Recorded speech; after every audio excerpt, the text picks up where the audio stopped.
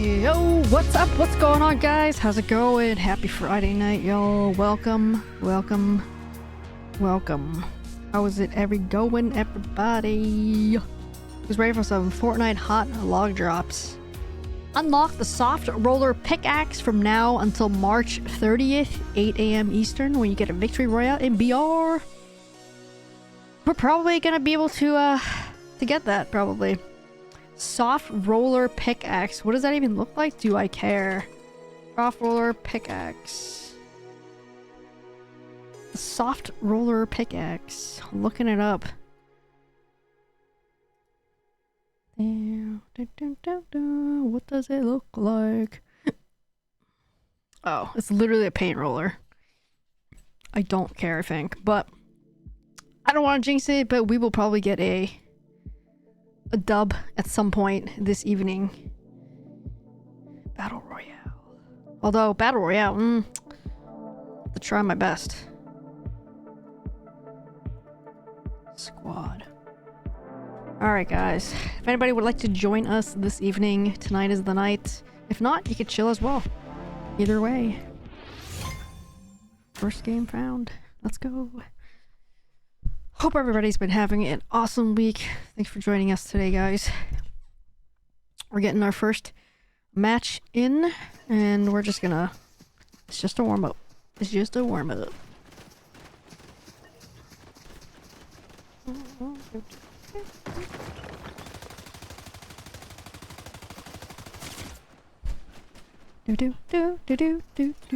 I got my fish stick pickaxe. I like to turn the volume up. There we go. Where should we go? Where should we go?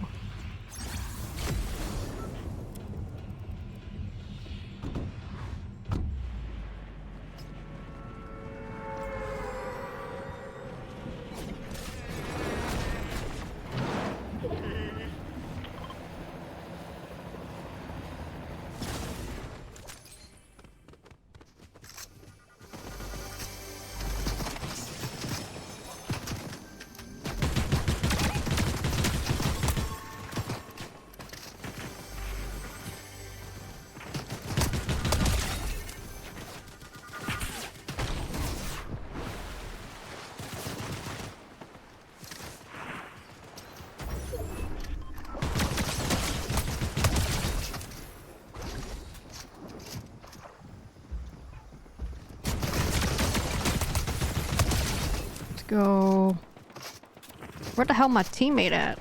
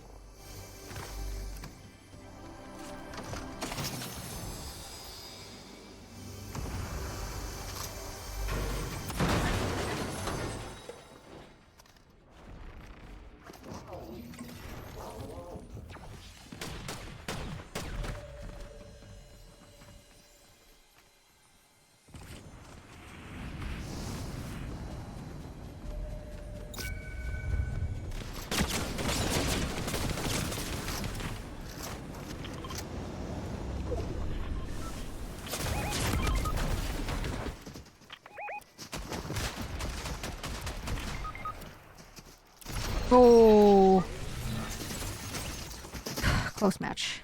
That's a good warm-up. Just gonna dive straight in.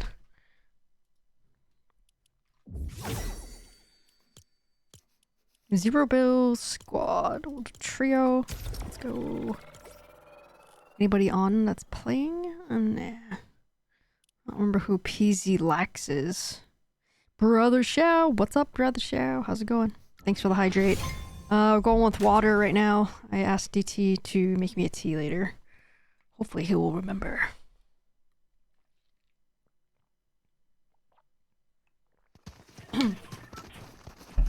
How was your Friday going, Brother Shao? Thanks for joining us. What is this skin? I haven't seen this one before right here.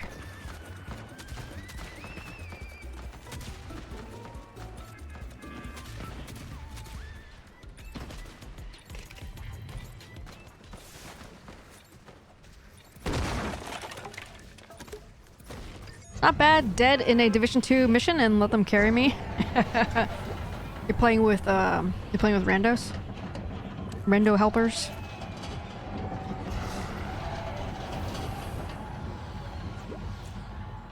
Nice, nice. Oh shit, I'm by myself. Yeah, I'm not doing this one. Is this solos? No way.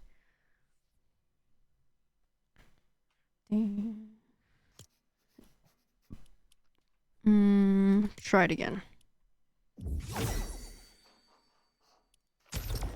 Phil.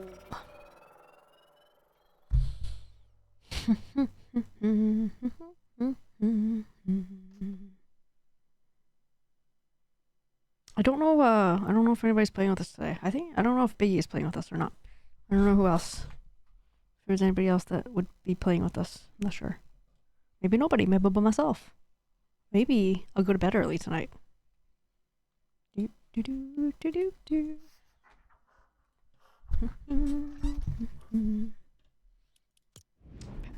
see.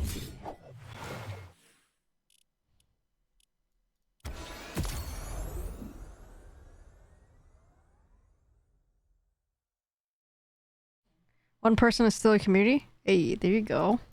There you go. I'm sure people will trickle in at some point.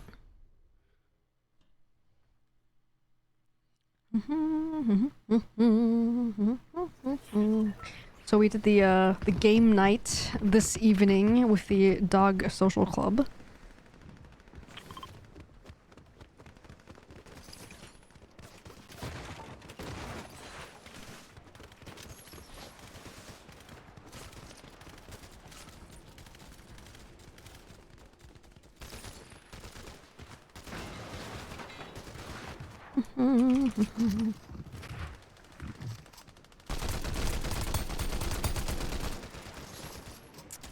So eventually we played one game.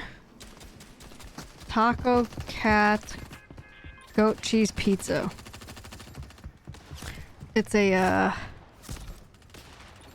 card game. It's a card game.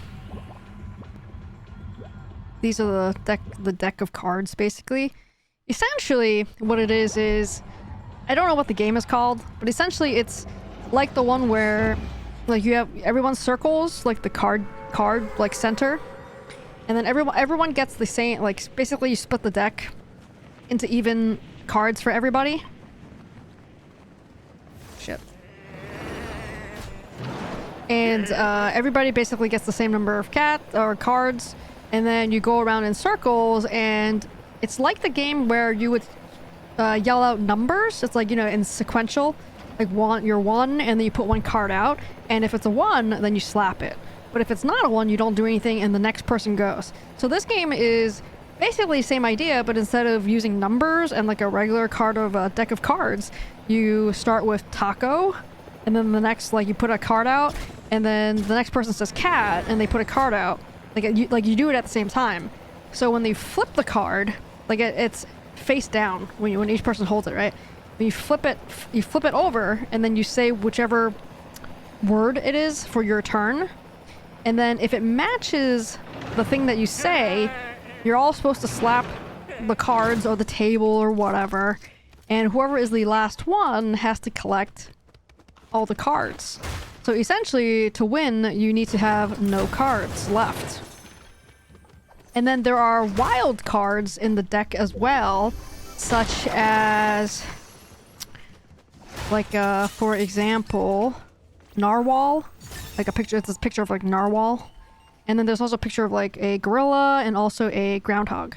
So when those things show up, for example, the narwhal, if they flip it and they say goat or whatever, because that's the word that they have for their turn, and it's a narwhal, then everyone has to do like a narwhal situation. Like a gesture on the top of their head for the narwhal. And then if it's the groundhog, you all go like this. And then if it's the gorilla, you beat your chest. So if you do the wrong thing for the card, then you lose. If you don't do anything at all, you also lose. And then also, like, you can't flinch. Like, you can't fake people out. So if somebody said goat and they flipped goat, or actually it was a goat card, but they called out, you know, pizza. So if you go like this, then you lose, right? And you have to take the cards in the middle. So essentially then that means you have more cards. So to win, you would run out of cards. That means you like don't really mess up whichever ones, and you end up losing, like using up all of your cards. And you don't really have to ask 8-Ball who won that game. This guy won that game. Stat. I won that shit. I was like, I never knew how competitive I was until like people started telling me. But I'm apparently pretty hyper competitive, and yeah, I was like, I'm winning this game. And yeah, I won that game. I think I lost once. Like I think I did the wrong thing, or I flinched or something like that. But yeah, there was only one time that I had to collect the cards. But I didn't. There wasn't that many cards out anyway, so I was still way ahead, really. There were a few people that had really big stacks of cards. But anyway, yeah, it was fun. It was fun. The instructions, where they were like reading out the instructions, and kind of like took a while for people to like understand the instructions. And I mean, there was a bit of drinking involved as well. So people were like, what? Repeat it? Like, the attention span wasn't there, you know? So it took quite a while. And I was like, well, if we procrastinate any longer, I won't have to play any games at all. And then we'd have to go home. So that would be perfect, actually. But yeah, we ended up playing one game. And it was fun. It was fun. The game was fun. So you clapped elderly dog owners? So you're supposed to like slap... What does this guy want?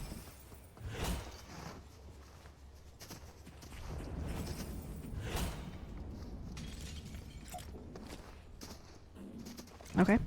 You're supposed to slap like the actual card. Like when we flip it, everyone's supposed to slap it. But because we had 9 people around the table, like there's no chance you could actually slap the card, like physically the card. You just can't reach, basically.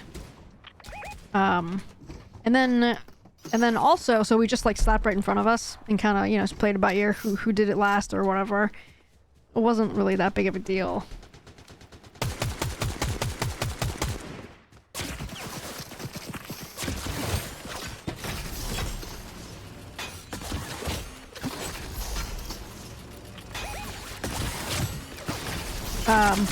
But then like at one point someone slapped my hand. So that was pretty funny.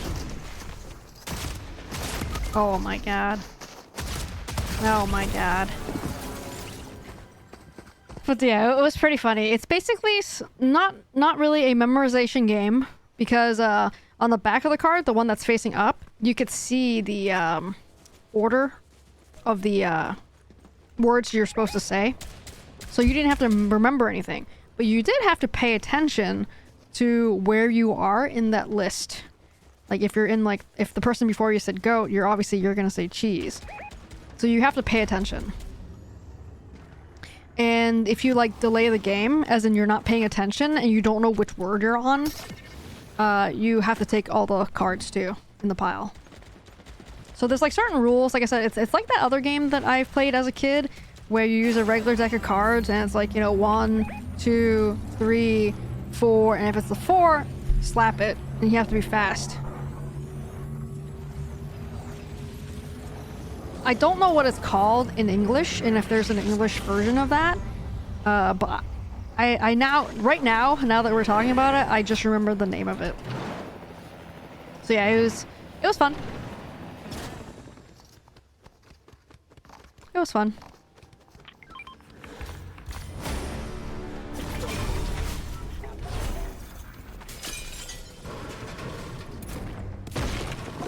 And at one point, like right as we were leaving, I didn't really want to bring up the streaming stuff either, but like there was no need. And right as we were leaving, like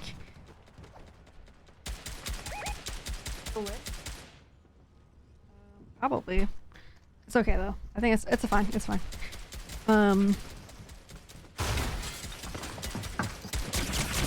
Oh shit.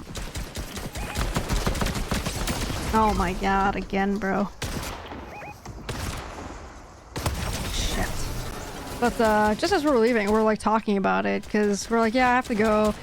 I have to stream or whatever. So I was like, all right, I'm just gonna tell everybody. It's like I live stream video games, whatever.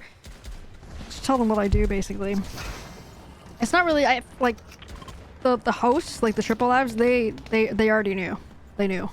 So I've told them about it, but the others didn't know. It wasn't something that came up, basically. Yeah. And I was telling them, I was like, apparently I'm really competitive in stuff like this, so I'm glad I won. Exactly. And I had mentioned to them that I had told them that I told you guys that I don't like board games. Like, I'm not like looking forward to playing games, board games, card games, etc. And you guys were joking about how I'll become a live board game streamer now after tonight. And I don't think that's changed my mind. It still hasn't changed my mind, but I would be damned if I didn't win that game tonight. Since I was the only one that wasn't drinking. So my reflexes were pretty fast. But no, it was a fun game. It was fun. We had basically chicken burritos, but like homemade stuff. Everything was homemade, basically. They didn't order takeout. It was just something they made. I helped chop lettuce and stuff like that. So it was fun. It was a good time. I brought my egg tarts. I brought a dozen of them, and half the people there had them already from me bringing it to them at some point in the past. And a few of them was their first time having it today, so they liked it. It was good. Like I said, good time. I think Raven had a really great time with the pups and the people until towards kind of like the very end, kind of. Because, oh, Looney Tunes. Because by then it was like she was just done. I think she was just tired and she didn't like the fact that we were not giving her attention because we were all at the table, and she usually likes to lay under the table if there is a table like that, like big enough space for it, like if we're at DC's parents' house or whatever. So she likes like laying under the table. Platinum, what's up, man? It's been a while. How's it going? So she likes laying under the table like that, but they have 3 dogs there already, so they were laying under the table, like 1 or 2 of them were, so she didn't really have the space to do it there, so she would just lay in the other room by herself on one of the dog's beds. So she felt kind of like lonely, I guess, you know, probably ignored. So she felt a little sad. I think it was like just kind of all the noise was kind of overwhelming too for her, which I totally get. She's not used to all the commotion because we didn't have any friends until the dog social club, basically. And we don't like invite people to our house, really. And if it is, it's like, it's pickle dicks or like my brother and his family, so it's not that many people. It's not that many people, and not all like crazy all at once, like laughing loudly and like talking loudly and stuff. You told them you stream games, right? So they didn't ask if you were OF. Oh no, yeah, exactly. I didn't say I live stream stuff. No, yeah, I told them I live stream video games. Yeah, I made that very clear. I live stream video games. None of them made any jokes about OnlyFans. Thank God. I did. You know what I did tell them though? Yesterday, at the beginning of the stream, when I first started, there was one person that came into chat that was they call me goddess like 6 times. Like, hello goddess, how are you? I'm so blessed to be in your stream, goddess. Hail the Asian goddess. It was really awkward and weird, and I told them about it, so we're all laughing. It was just strange. And they did ask for my like my stream name, and I was like, no. I didn't oh my god. Peely Heelys. What? Hang on. Look at that. Oh my god, it matches my yellow Yeti. Oh.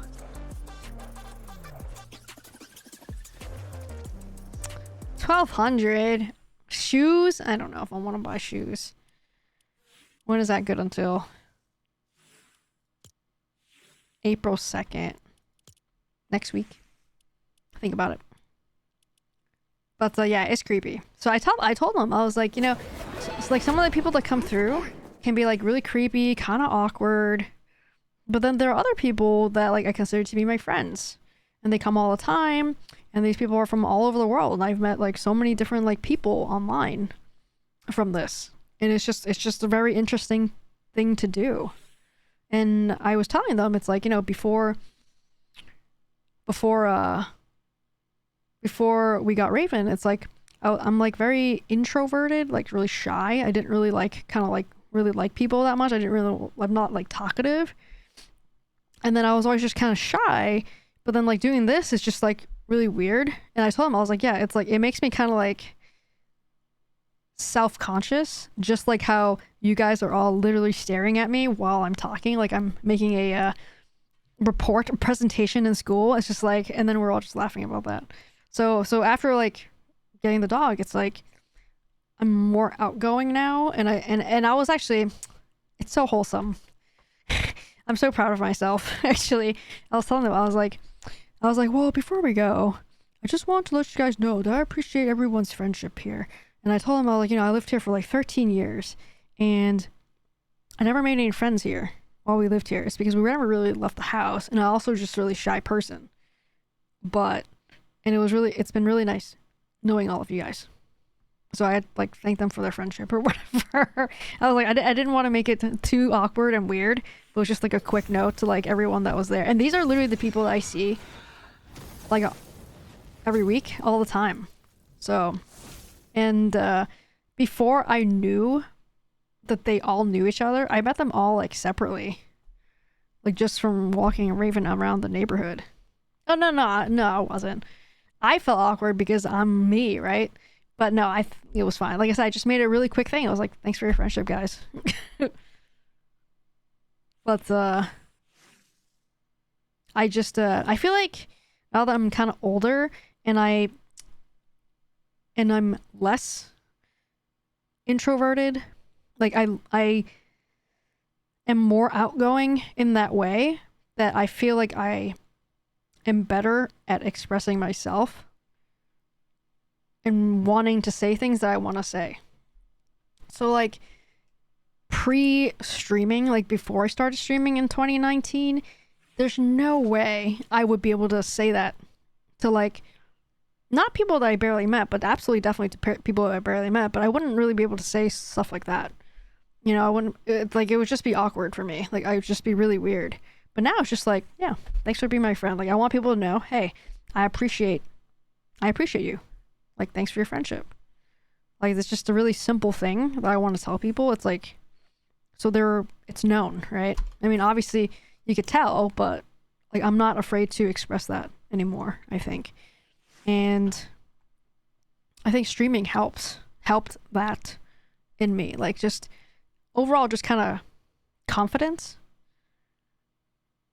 Just, I don't know, right? Like I said, as a introverted person, like, it was just not something that I would ever say. It's just like I would have trouble ordering it, like, you know, McDonald's or something.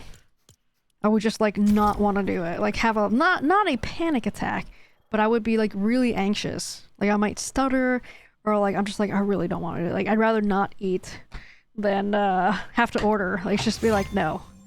But like, I've totally changed in that way, and for the better, I think. And like, having Raven needing to walk around, having to interact with strangers like this on a daily basis, weekly basis, it's really like something I don't shy around with. Like, I'm not shying away from. I just like saying hi to strangers. Just like a, hey, how are you? Like, little like chit chats, you know? Whereas before, there's no way I would chit chat with random strangers. But now I have no problem doing it. I mean, not no problem, but less of a problem doing it. And that's how I met all these people, basically. So it was fun. It was fun. And that's all I gotta say about it. That's all I gotta say. Platinum, how are you? What's up? How's it going? It's been a while. It's been a while.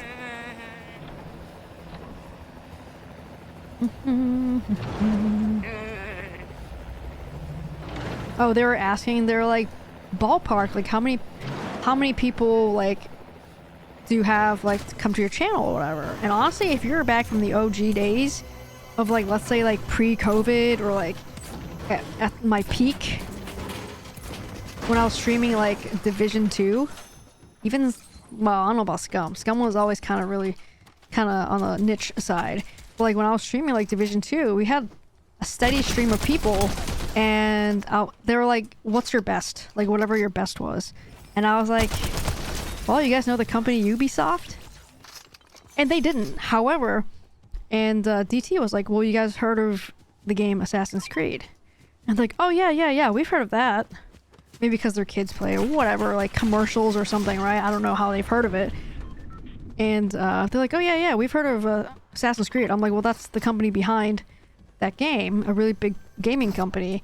And I was like, when they rated my channel, I think I had like 1,500 people, like over 1,500 people in my chat. And that's like probably my all-time best, you know? So, I don't know, like I said, it was fun. It was fun, and they were asking me, they're like, what's your name? They're like, you're not Mama God for you or something, right? And then they started to explain the, I don't know if you guys have seen the commercial. There's actually a commercial where it's like the mom of like a teenager has like the gaming headset on, and she's in there like murdering fools on her gaming PC, but she's also baking cookies for her son and his friends as well. And then like, oh my god. But yeah, it was fun. It was entertaining. And right before I left, they were like, have fun murdering people. I was like, okay, thanks.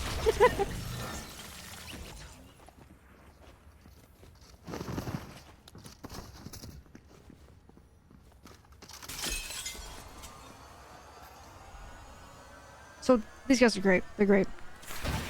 Dog people, love them. Awesome. They're really nice people.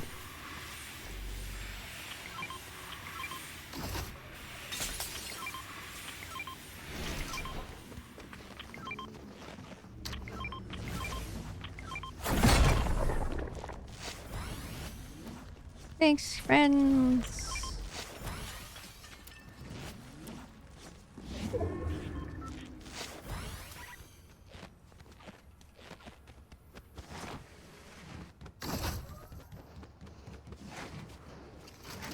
I go underneath.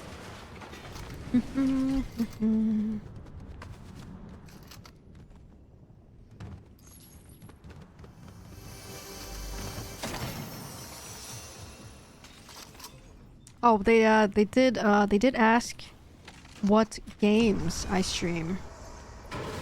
And I told them we were playing Fortnite tonight. I was like, have you guys heard of Fortnite? They're like, yeah. So they've heard of Fortnite. That answers the question. But no one was like, yeah, oh, I play Fortnite or whatever, or, you know, whatever. So I didn't ask if anybody played, but I feel like if somebody did play, they would have spoken up. That would have been epic. I was gonna die if when one of the guys were like, oh, is your name Mama whatever? I actually would have died if they were like, is your name Mini? Wait a minute, are you minininjer? The minininjer? That would have been hilarious. But it reminds me of the time when I came out of the grocery store and these people like came out of their car, parked right next to our car. And as soon as we got there, all I heard was, hey Minnie! And I like my face, I like dropped dead right there. And I snapped my head over. And luckily they weren't talking to me. They were talking to one of their friends that was like a short person. Or their family or whatever it was. I was gonna drop dead if someone in real life that actually recognized me. IRL. That would have been nuts. Oh, how do I get out of here?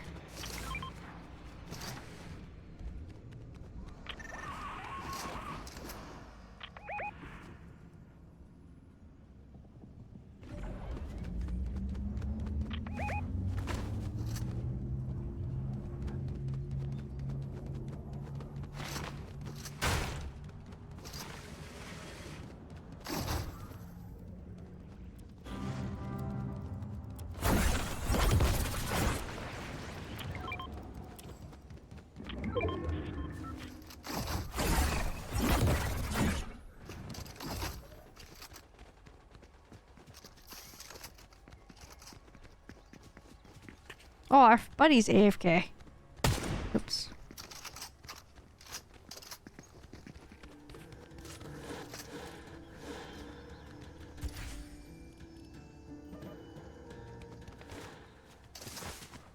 I'm coming.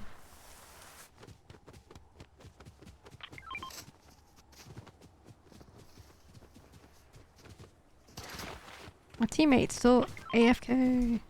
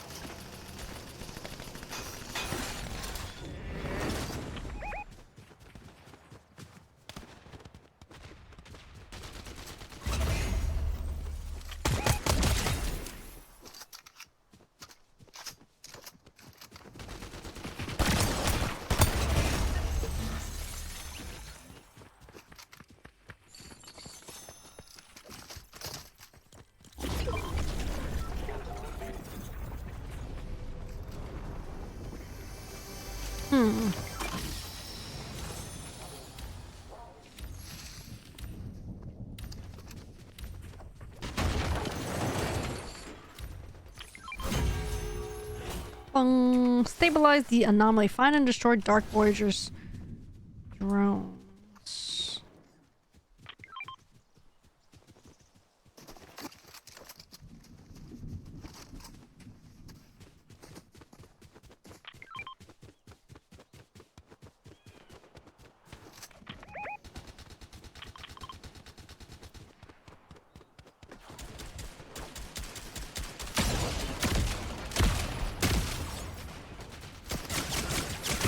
Oh shit, down here too.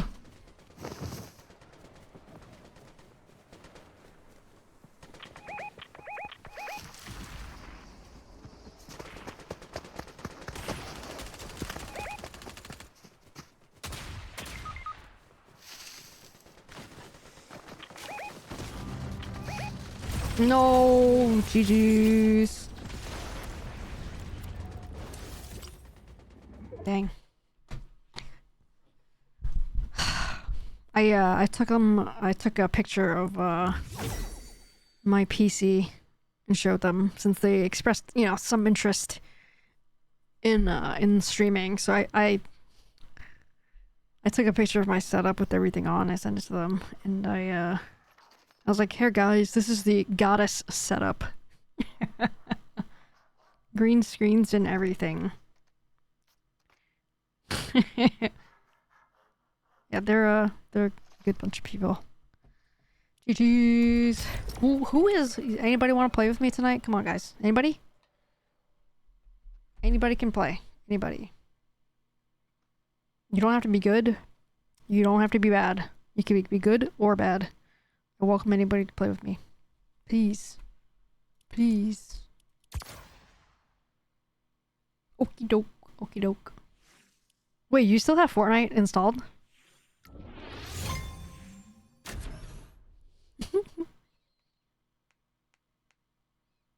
Well, into Discord any. Okay, close enough. Close enough.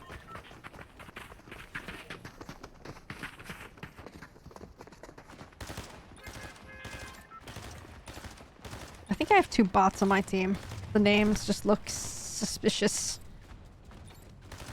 The way that they are capitalized, you know? Capital B, the first letter, and then the second word also. First letter of the second word also capitalized. It just seems suspicious. Suspiciously bot-like.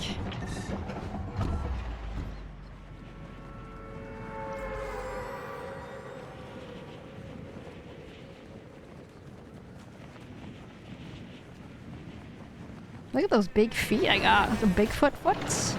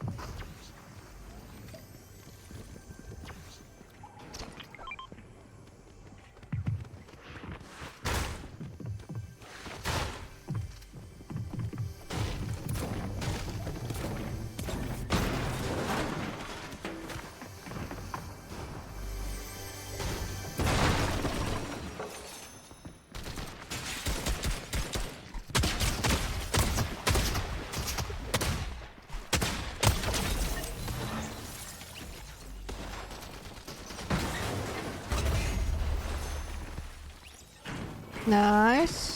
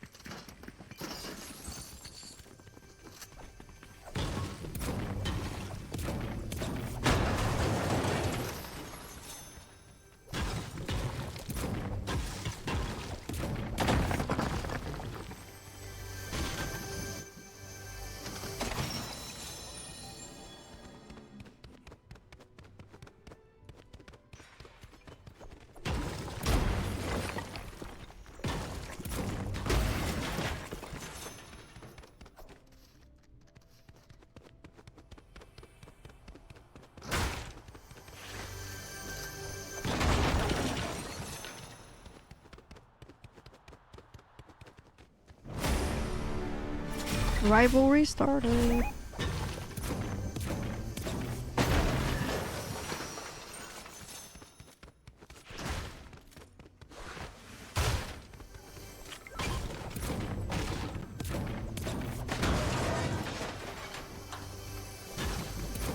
Where's the chest?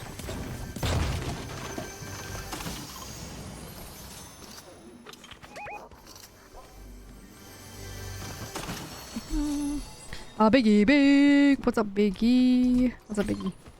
Hi, Biggie.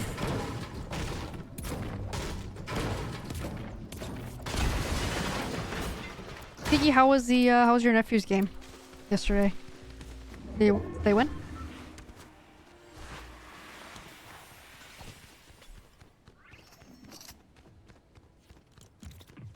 They won? Nice. Nice.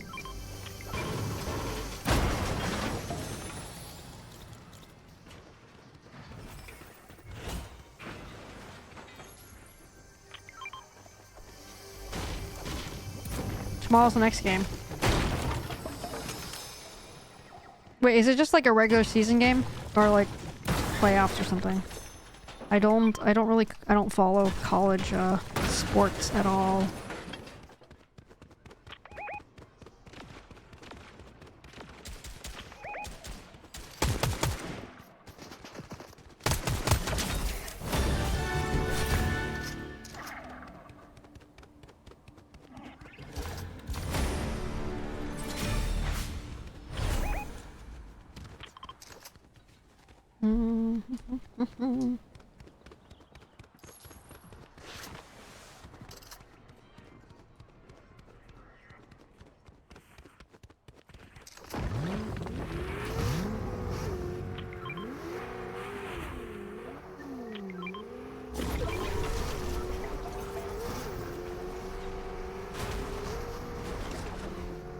We have the same Corvette.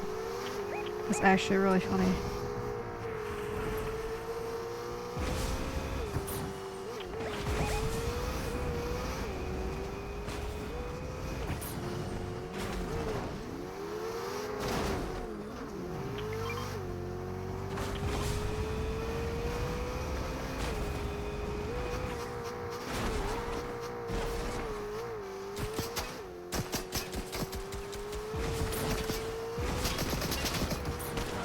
My teammates didn't come with me.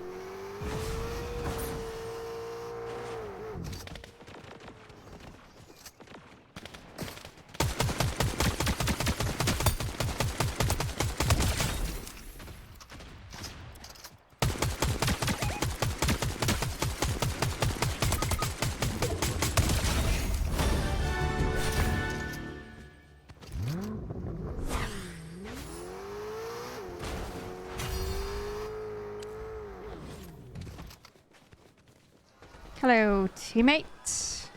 Vicky, you gonna play with us tonight? I hope so. Trying to convince Brother Shaw to reinstall Fortnite.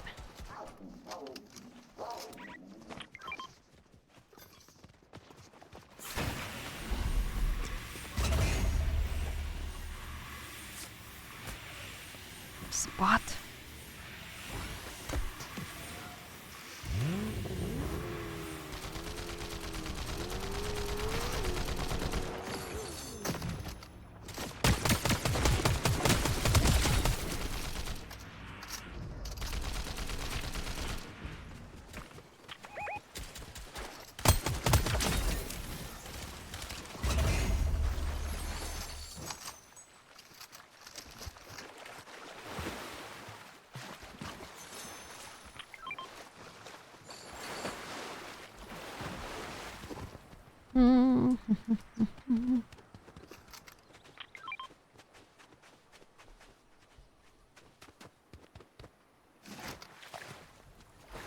Find and destroy Dark Voyager drones.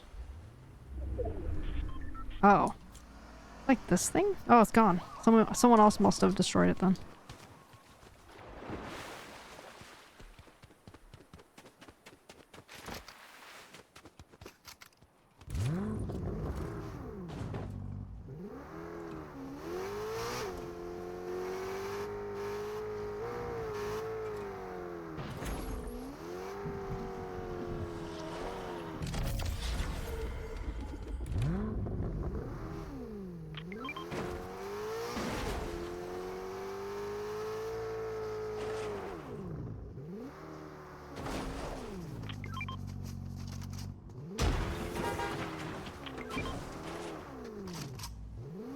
Get in, fool!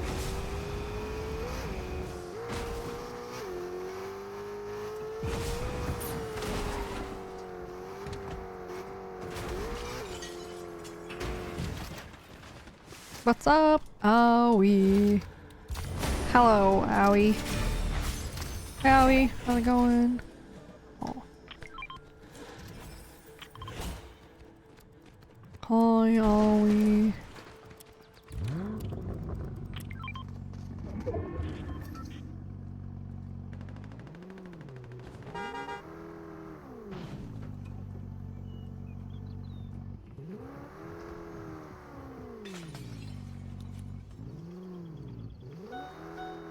Oh my god, I went out of gas, bro. Oh my god.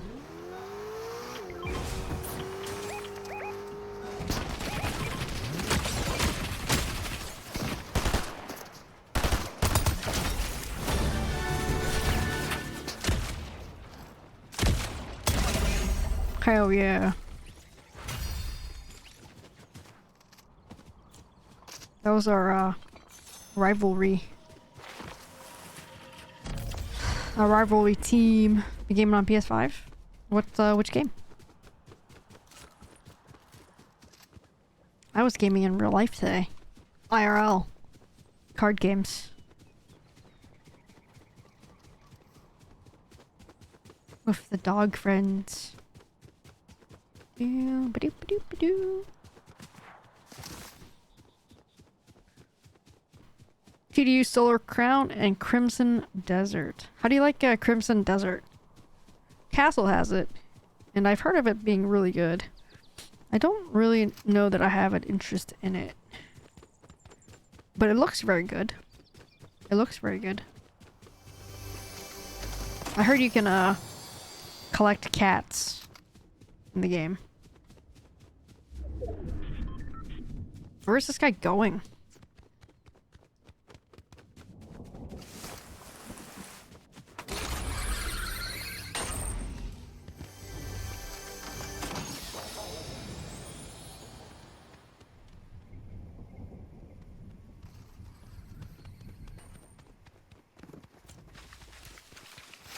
This team is very strange, I swear. If it was bots, I would not be surprised.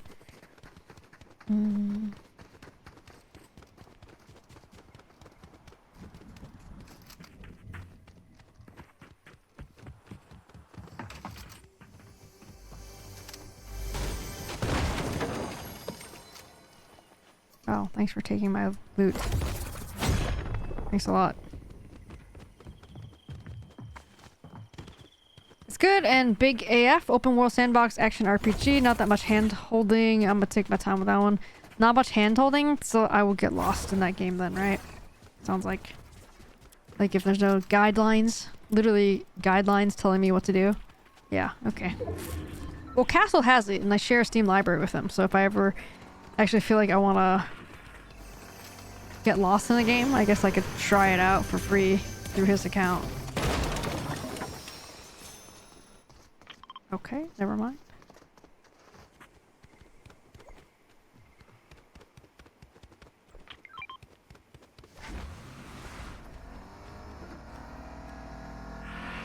I'm off to bed. Long day and early morning. Aw, boo. Okay, Biggie. Well, have a good night. Thanks for stopping in to say hello. We'll miss you. Bye, Biggie. Have a good weekend. Hello? Let's go. What's happening? Bleh. Okay. Oh my god. Wait for me. Okay, go. Oh my god. Dude.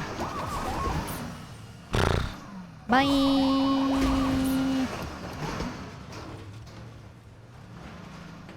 Oh my god. These are bots, right? There's no way these people are real.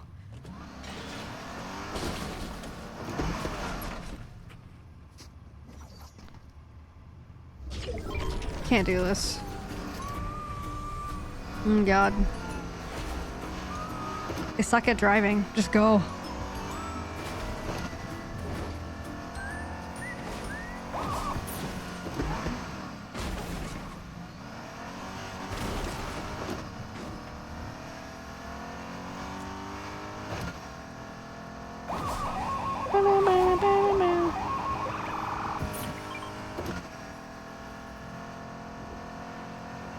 And he does not go for the slurp truck? What? Really? I don't like this guy's driving. It's literally the worst driving I've ever seen.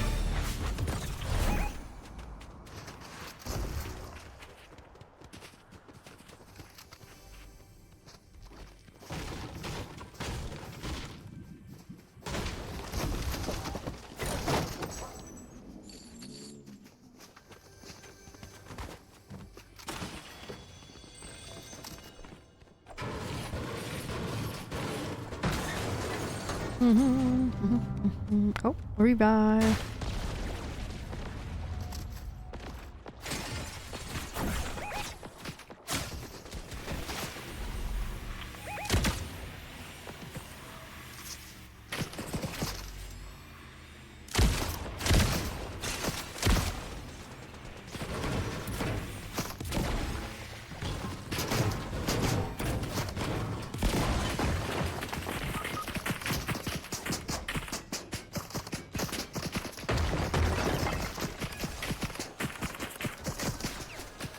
Oh, we're screwed.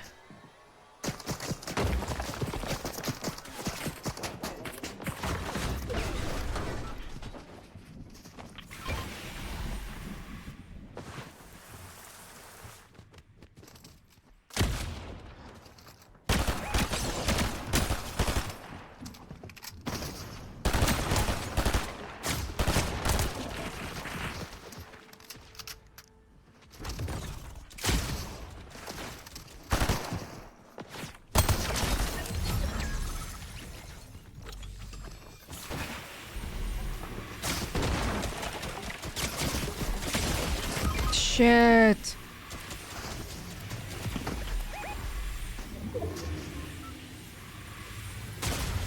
No.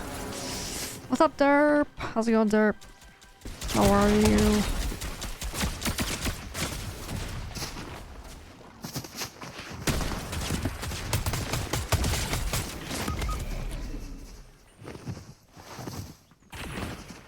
It's all up to Brady Dog 7. Oh. How are you guys doing this week? Hope everybody's having a great week. Doing well here. Thank you, Derp.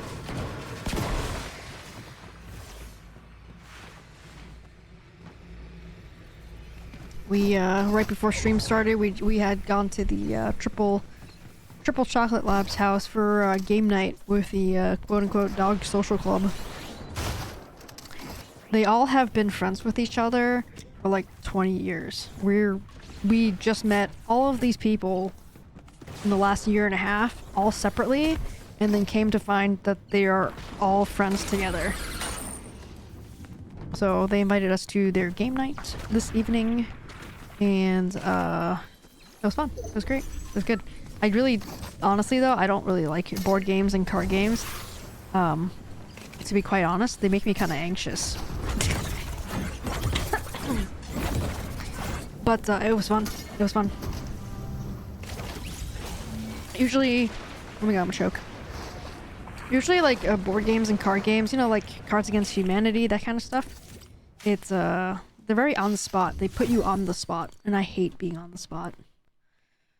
You know, I don't like being a center of attention. But it was fun. We played a game called Taco, Cat, Goat, Cheese. That's a card game. Basically a quote-unquote fast pace, and by fast pace it depends on how much your friends have been drinking, and their reaction time, and how much they're paying attention. But it's a fast pace game where you can play like 2 to 8 people. We had 9 people, so we had 2 decks, and we split it evenly amongst 9 people basically. And you say the words taco, cat, goat, cheese, pizza in order. So like one person says taco, and they have a card facing down, and then you flip it as you say taco, and if the card is a picture of a taco, you're all supposed to slap the card. In our case, we had a big table, so we all couldn't reach like the card, so it was just like reaction time based. So you had to see the card, listen to what the person said. If it matched, you slap the table, and if you were the last one to slap, like the slowest one, or maybe you don't even react at all, you get penalized by taking all of the cards that are in the stack there, in the pile.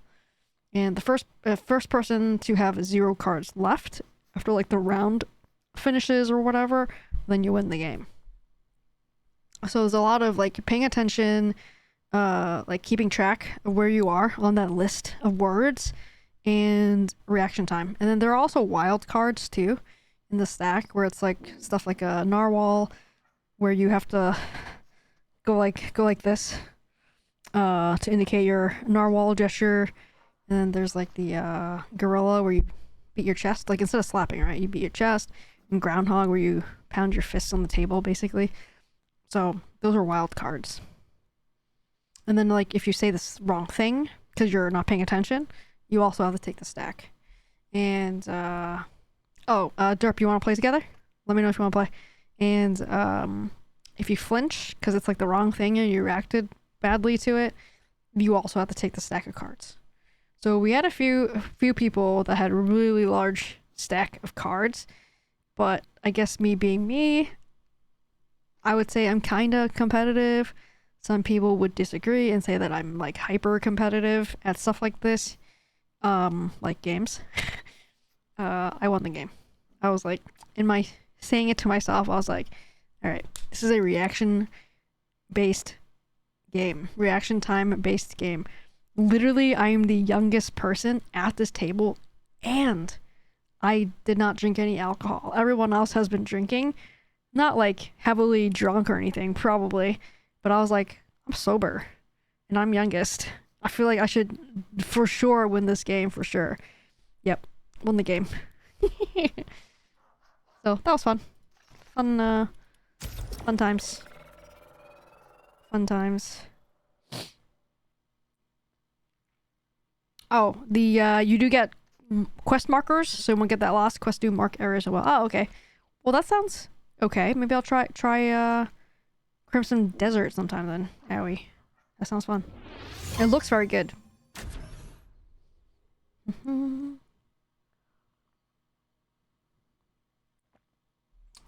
Anybody get anything? Owie, did you get anything on Steam sale? Steam Spring sale?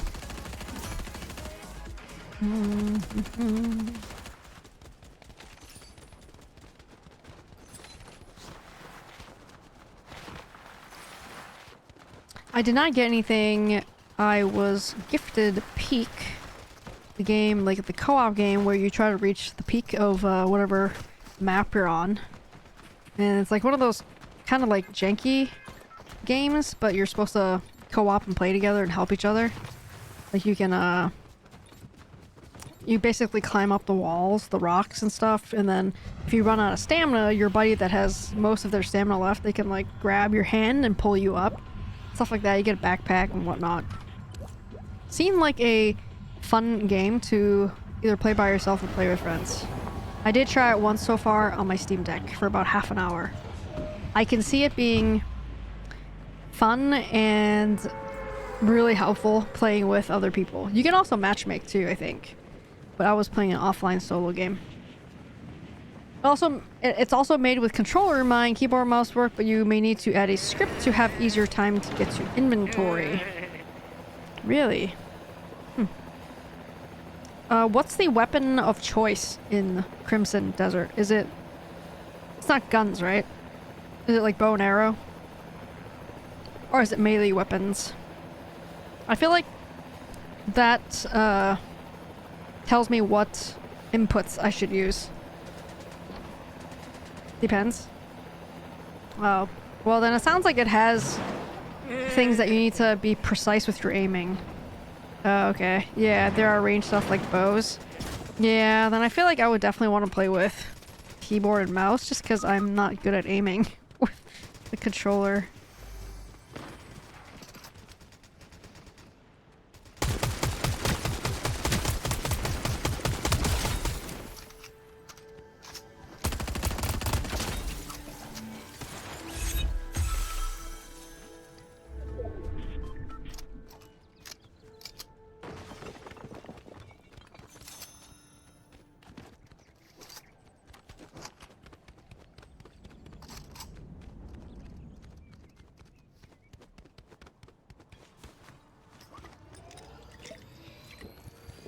Not that bad. Try both at least.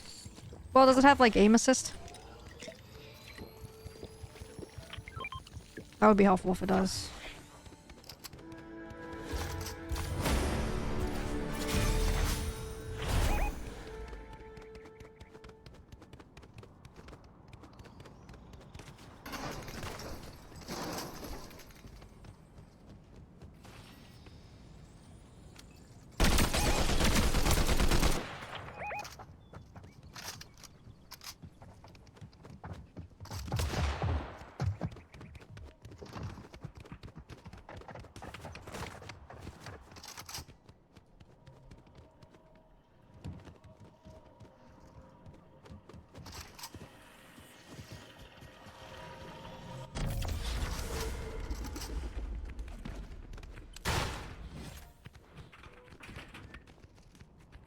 The hell did he go?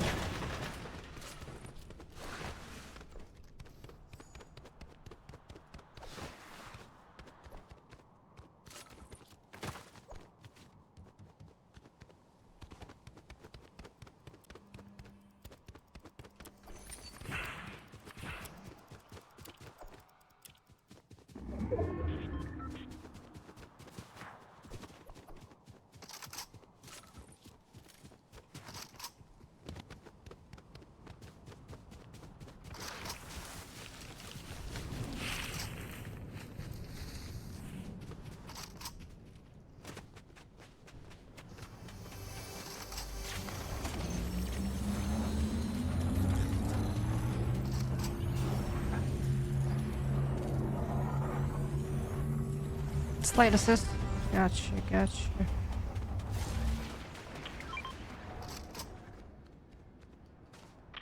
I see him.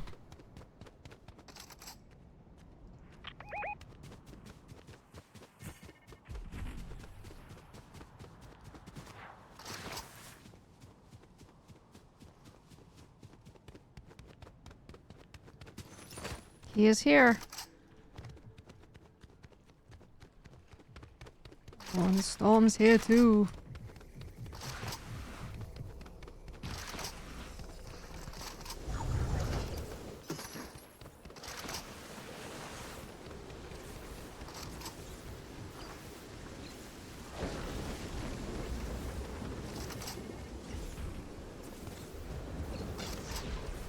Where is he?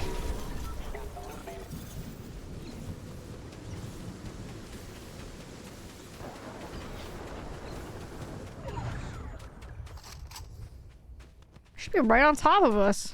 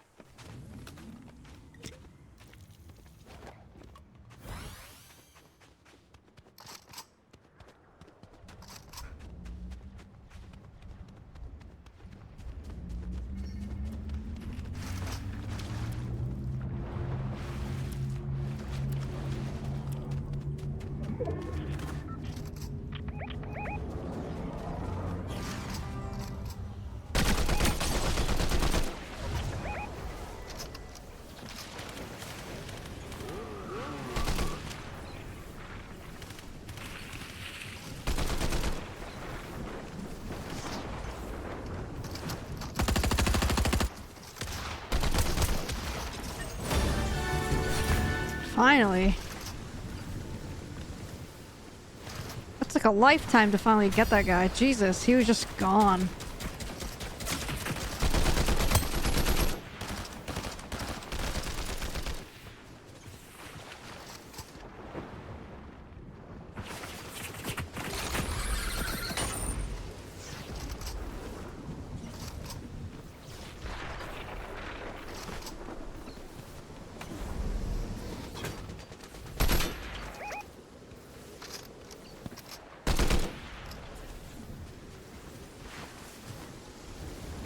Can I survive in the storm? I do have one medkit.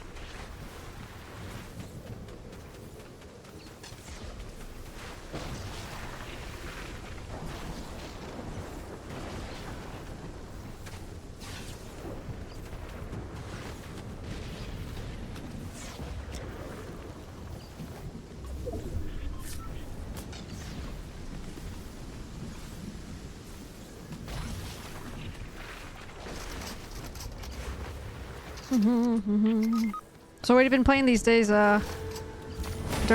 Anything?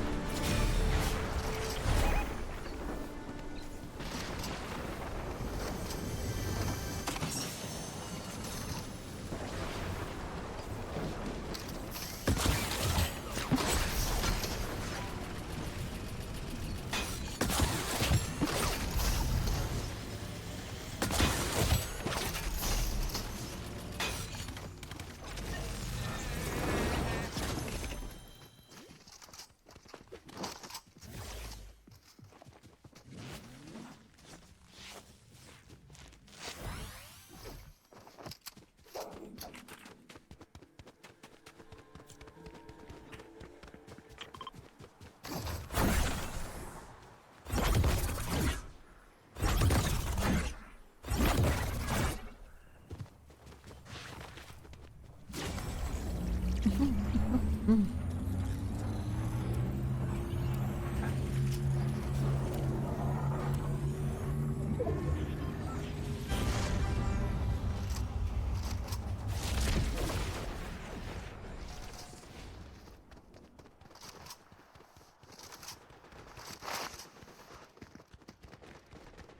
Is our teammate AFK? Of course he is. Of course they are. They always are. Oh, rival intercepted. Pick up the card.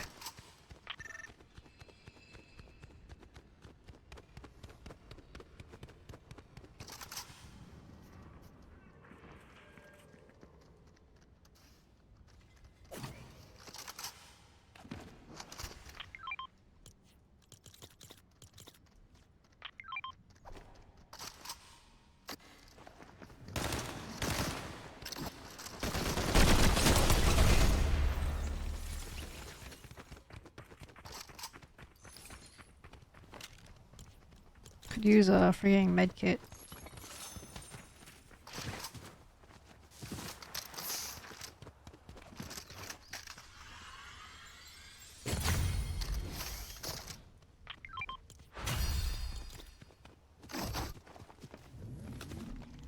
Okay, those gamers finally carried my dead corpse to victory. It took that long for that mission? Just that one mission? Our guy is still AFK? Our buddy? No, he's alive. Okay. I'll say damn.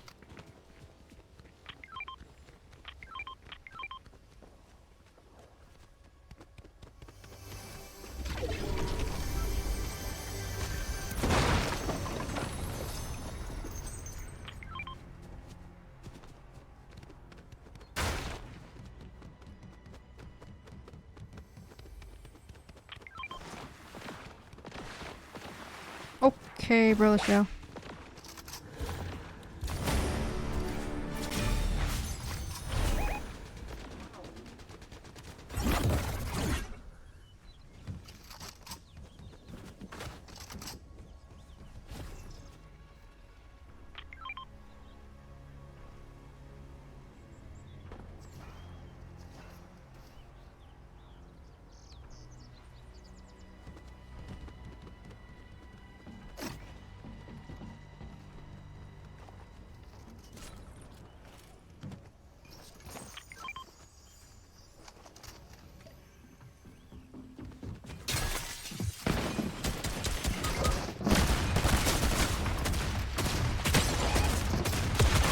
Oh my god. Oh. Dang. Oh, Looney Tunes is in the shop now. By the way. I haven't looked at the shop yet, really. What's up, brother show? Yeah, hey there. Hello, hello. Check the shop. I'm checking the shop. Ice cream? Yeah. Wait, Owie, have you seen my Yeti skin? You like my Yeti skin? It's so dumb. Lola? Oh my gosh, Looney Tunes. My question is, why are they collabing with Looney Tunes right now? Like, if I asked my nephew, he would probably have no idea who Looney Tunes, like what Looney Tunes are. Unless they have something like a new show coming out or something. Like a reboot or whatever. But one thing's for sure, kids are missing out. Oh, they are. Like the good old actually hand-drawn cartoons. That shit was good. Yeah.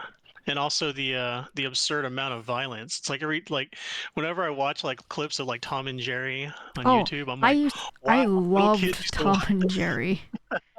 Actually, I feel like when I was watching it, I didn't realize it was pretty much almost 99% silent.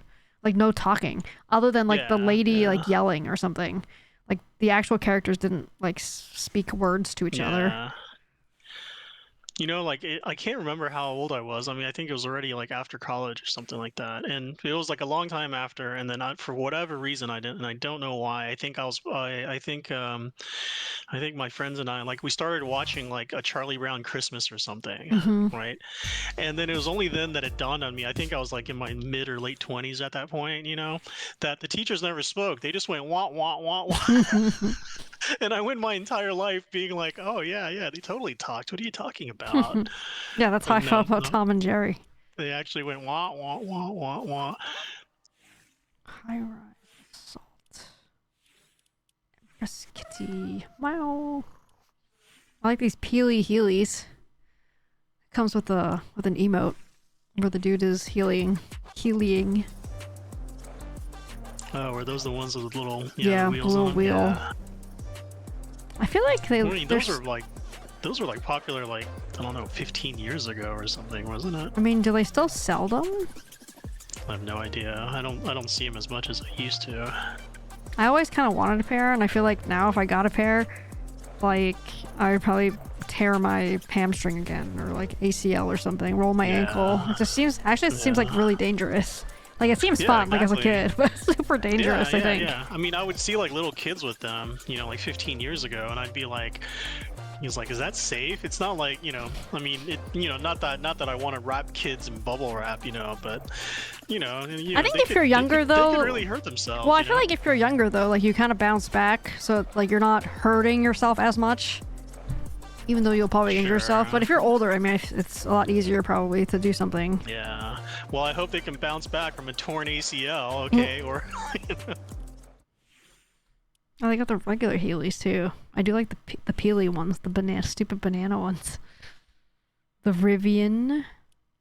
Street Fighter. Hey, Derp, this is for you, man.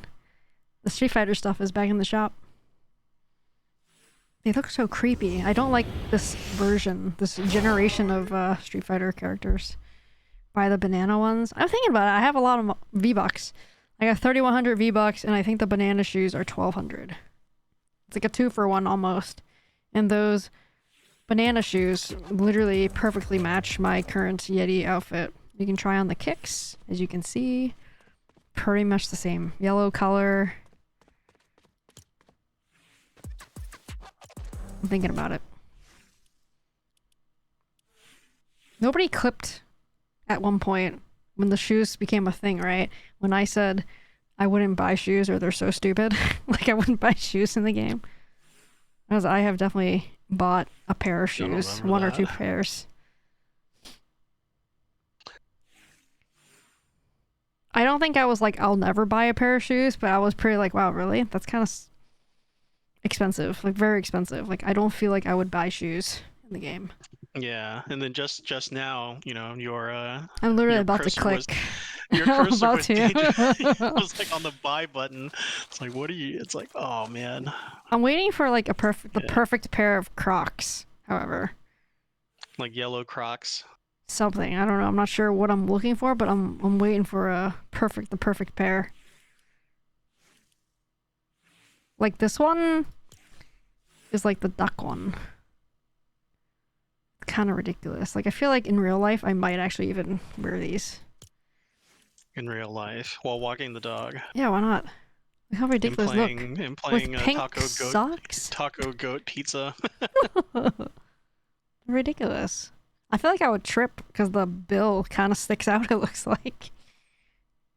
Well, you definitely wouldn't be able to ride a bike in those things. Wouldn't be able to run either, probably. Probably trip over myself.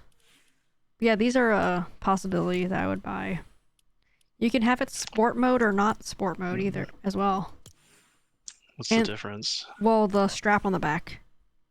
Oh. Strap on the back is sport mode, because then you're, like, they're more secure. Hey Rex, what's going on, man? And then you got the gibbets on or off. The gibbets are the add-ons that kind of hook into the holes, which for this case, it's the bill and the eyeballs. And then with them off, it's just yellow Crocs. Now, to be completely clear on the situation, I don't own any gibbets for any of my Crocs. I don't know if I ever will. Things existed. Yeah. Yeah, they sell them in the stores. People like, I don't want to say bedazzle because that's also like a 30-year-old term. That is a very, very old term. But you basically jazz it up, and I'm pretty sure jazz it up is also a really old term. That's probably even older. Yeah, it is. I think it is. I don't even know how to say it without sounding like I'm old, but yeah, you can make it look fancy. I don't know. Toilet. Give it some Riz. I don't know. Yeah. I was gonna say rice it up, but I think only people that like, knew what integras are really understand that Yeah, term. exactly.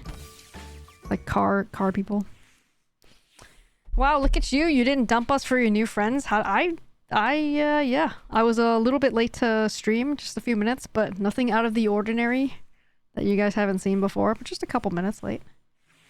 But, And you're gonna become a taco goat pizza oh my streamer, god. right? It was fun though, not gonna lie. I was like, I gotta win this. I have to win this. And, so we had 2 decks of cards, and they were actually, it's the same deck. Like, it's the same game, right? Taco, cat, whatever. But they were slightly different colors. They were yellow cards, but then one of them, like the other deck was like this yellowy green kind of card, but they were very similar, but just like a little off. So the OCD situation was kind of really kicking off there. And not only were the colors slightly different, the size of the other deck was also slightly off from the other deck, which is weird because they're supposed to be like the same cards. I was thinking maybe they were manufactured like different years or something, so it's like, first version versus second version. So they're basically same but slightly different. I don't know, it was weird. So they were kind of like mixing the cards around. Did you own them in tabletop games? So yeah, so we played the one game. That taco cat goat cheese pizza game. People can pick up which card is which. By the way, they look for any identifiable thing they may have. Well, no. So basically, what is that? I want to say, like, what is that card game called? It's got to be Slapjack. It's called Slapjack. Something like, it's like a variation of Slapjack. Not the exact, Never heard of it.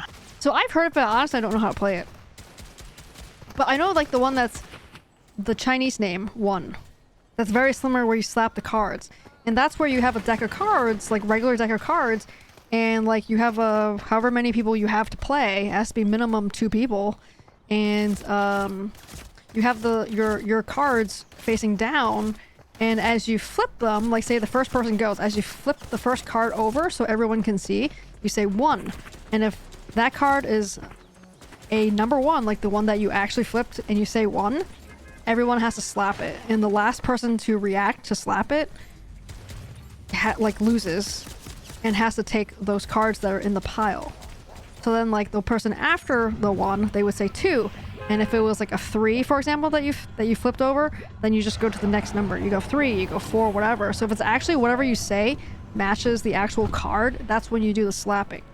So in this taco cat goat cheese pizza game, it's the same idea, but instead of using numbers, these cards, when you flip them, it's like a picture of like a taco, or it's a picture of a cat or goat, cheese, or pizza. And when you say taco, if it's a picture of a taco, you would slap the card. And because we had 9 people, there's no way that we'd be able to reach the pile of cards, basically, wherever they throw them out. So we just had people just slap in front of themselves. And basically everyone else was drinking. I wasn't drinking, so I was the sober person there. And I was also the absolute 100% youngest person there as well. And I was like, there's no way I'm losing this reaction time based game. So I was like, I have to win. So I was locked in. I was locked into the game. And I won the game.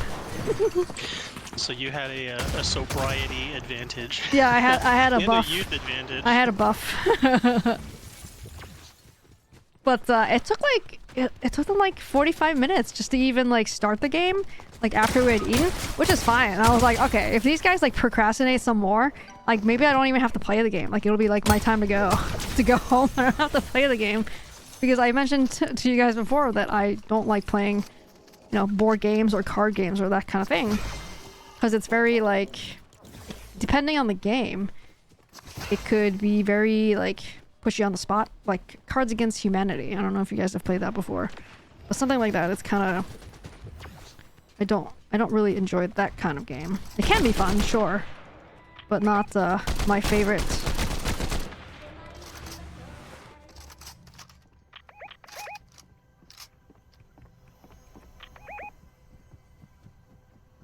shit, you guys.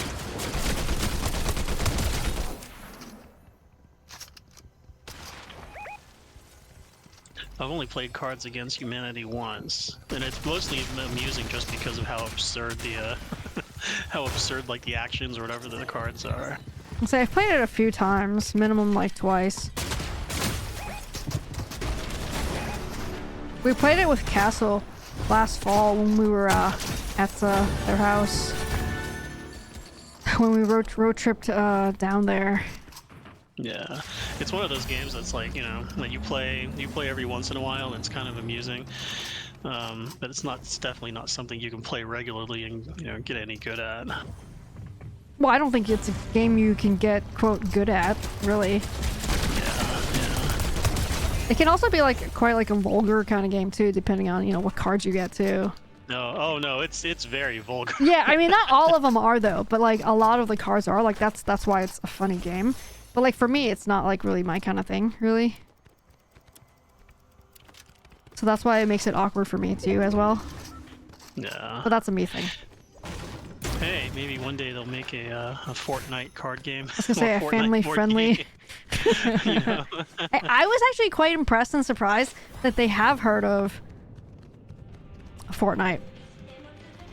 And they also have heard of Assassin's Creed. I'm like actually like shocked. Yeah. I mean, Assassin's Creed. It's probably through their kids or something. Yeah, it's gotta be, because none of them said, "Oh yeah, I played this game," or "Yeah, whatever, I've played it before." Like none of them have said that. Like they didn't like own up to that. I mean, they definitely would have said that, I think. But they didn't like say anything like that. Sure. So they probably heard of it, and how would they have heard of it? I guess maybe they have TV commercials. Like I don't really watch a lot of live TV, right? So I don't know. Yeah, I have no idea. So maybe they've heard of it from there. Yeah, it would have been really funny though if like the eldest person there was like, "Oh yeah, I'm a sweaty." I know, right? Fortnite That actually would have been like the best. That would have been the best. It's like, what? You play no build? What are you, some kind of wuss?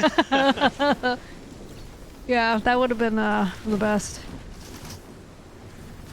Yeah, like one of them asked like questions, like maybe they did kind of play games, but just didn't like, wasn't like super open about it, but because he was asking more questions than the other people, really. Like he seemed much more intrigued about the whole like streaming game genre.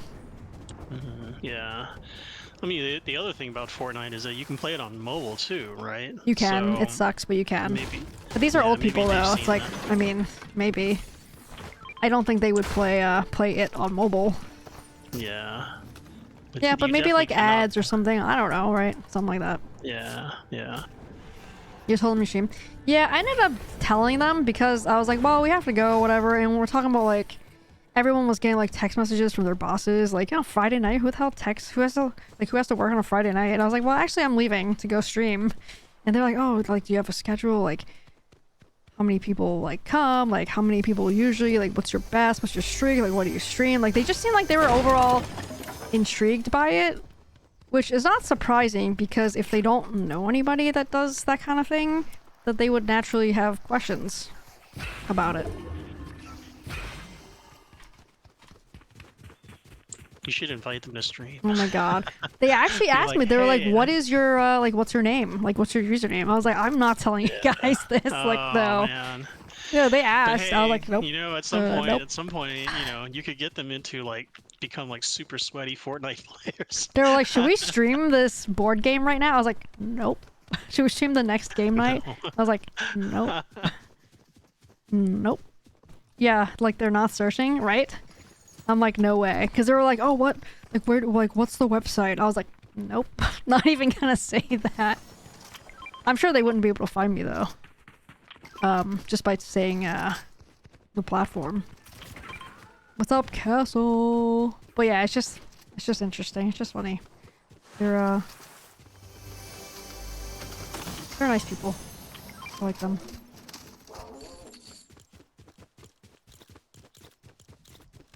What's up, Castle? Oh.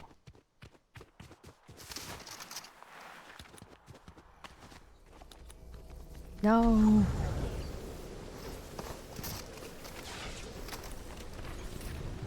So I'm flying out in 2 weeks, right? And I saw online that you know, because of all the ruckus at the airport, Mhm, that they're yeah, the recommending TSA that you people. get 4 to 5 Ugh. hours beforehand. I'm like, what? Oh my gosh.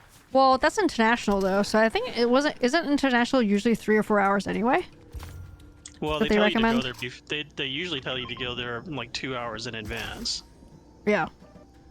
I thought that was just like regular flights, like domestic.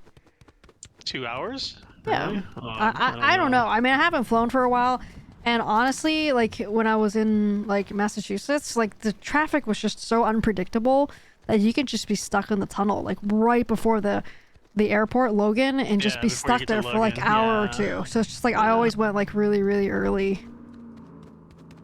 So like I don't know Yes. about the airport But I for was you, reading but about like, yeah, I was reading about like people cancel your like getting, flights.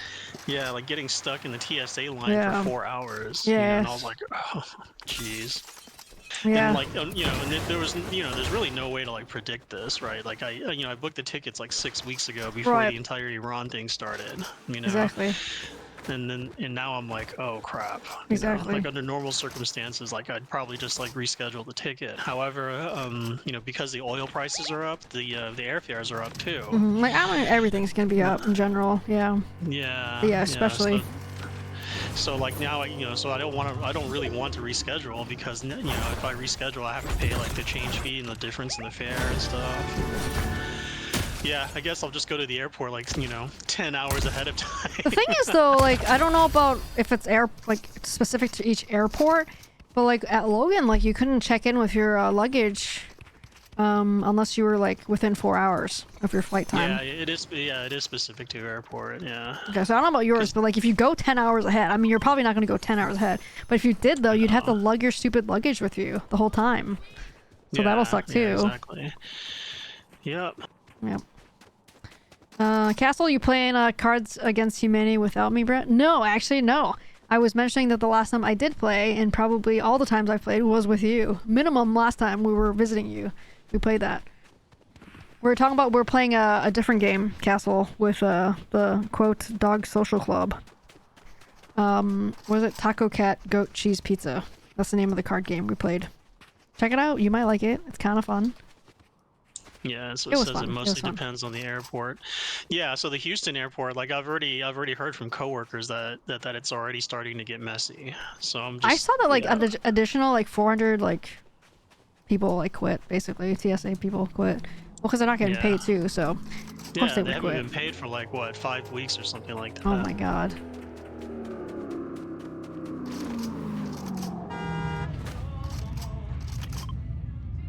Three hours before boarding is my general rule. 2 with pre-check. I'd rather be at my gate ready. Reading a book, playing. Yeah, I think I would normally go like 3 hours ahead, and that's just domestic. So I feel like international flights, yeah, I would go like 4 hours, even before this whole situation, actually. So yeah. Oh, you have that game, Castle? Well, I'm proud to announce to you that I know how to play it now. And she'll probably beat you at it. And I won the game. Only as because long as I was drinking. well, Castle doesn't drink, so that won't happen. So we both will be equally sober. And I was playing against boomers, basically. They were all older than I am. So I had advantage. I had sober advantage as well as youth advantage on my side for the game.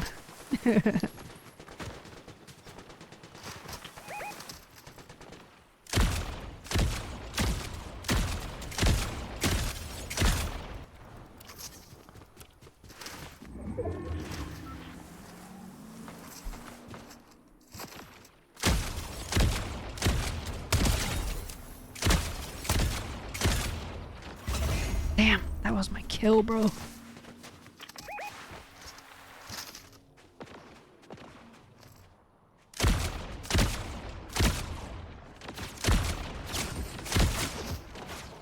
Did I ever tell you about the first time I saw a live streamer, like an IRL streamer? Like, you know, like in real life, like I mean not just in IRL, but like I actually saw him in real life for the first time, and I still remember this. Oh, This really?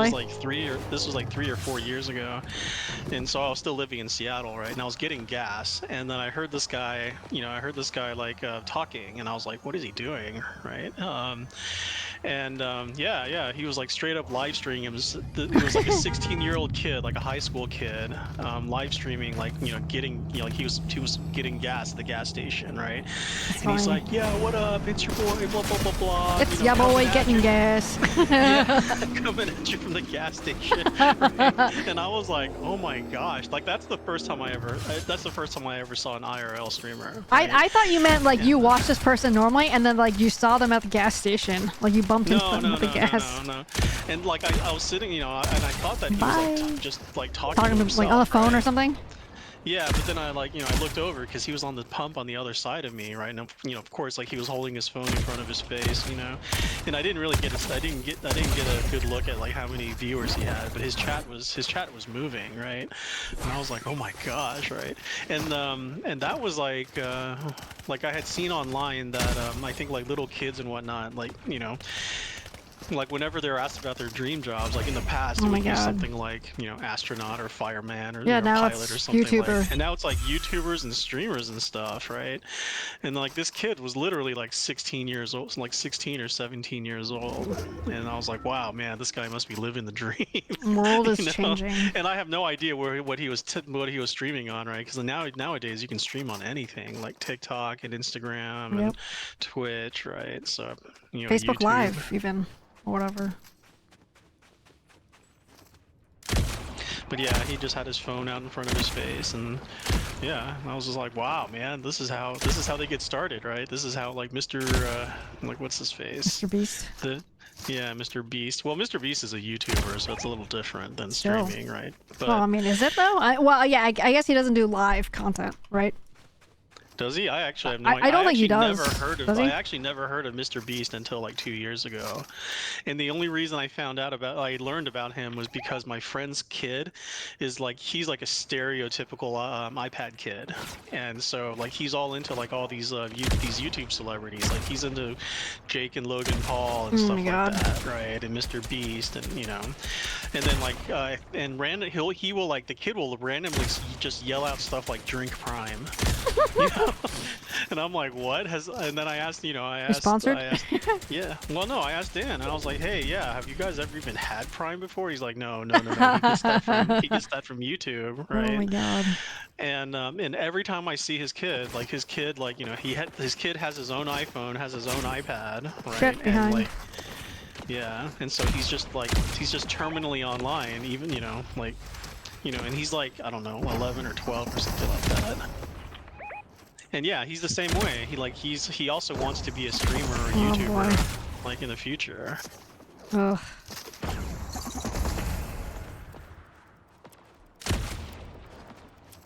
And yes, I did ask him what 6'7" meant. Oh my god. And he knew. He's like, what? He's like, what? 6'7"? He's like, oh man, that's so old. And it's like people stopped saying that a couple weeks ago. Oh my god. That's funny. It's already, stage is already over. Yeah, it's already done. Yeah. And I was like, oh yeah, well, do you know what skippity toilet means? He's like, what? That's that's from like 2 years ago. Yeah, that's really old. Which, for him, 2 years is a lifetime, right? For me, it's like, last week feels the like day before yesterday. Yeah. Yeah. Yeah, Castle, you would be proud of me specifically, but yeah, we got invited to game night with the dog people that we're friends with from the neighborhood that we've met. They invited us to a game night, so we didn't know what board game or card game we're playing, but that's the one we landed on. And I honestly, I was getting anxiety just listening to what the rules would be, because I just really didn't want to play. A little too, like, same reason why I didn't want to play board games with you. It's nothing specific to the people. It's like actually has nothing to do with whoever we're playing with. It's just they're not for me really. But I made sure, Castle, that I won the game. Apparently, that's being like one of those competitive things. person. It's like, you're kind of like, oh yeah, I don't really care about these rules very much. But once you start winning, you're like, wow, okay, I'm really good at this. I was like, all right, I got this. It's a reaction time. Like, you just gotta react. Yeah. I was like, I can do this. I got this. So, like, did you and the rest of the dog folks, like, did you schedule like a follow-up or like a next game night? No, I think it's just, there's so many of them because, like I said, it's like 9 of us total, and it's like 2 people, 2 people, 2 people, and us, and then there was one single person. So it's like a lot of people. So it's just, I think whenever they have time, whoever like the one person schedules it, like 1 or 2 people, they're like the social organizer, I guess. And I told them though, I was like, yeah, like, because these people have been friends with each other for like 20 years. Like, we are the ones that are added into the group. And honestly, like, I feel like, I don't want to be weird about it, but I feel really like grateful to be included in their group, I think. Yeah, you're in with the cool kids. Yeah, like I've told you guys before, it's like moving out here, like I don't have any friends or anything. Yeah. And it's like a, I don't want to say sore point, but oh my god. It's kind of tough, and I see the value of having friends or family locally to where you live, and I didn't have that, so it was just oh shit.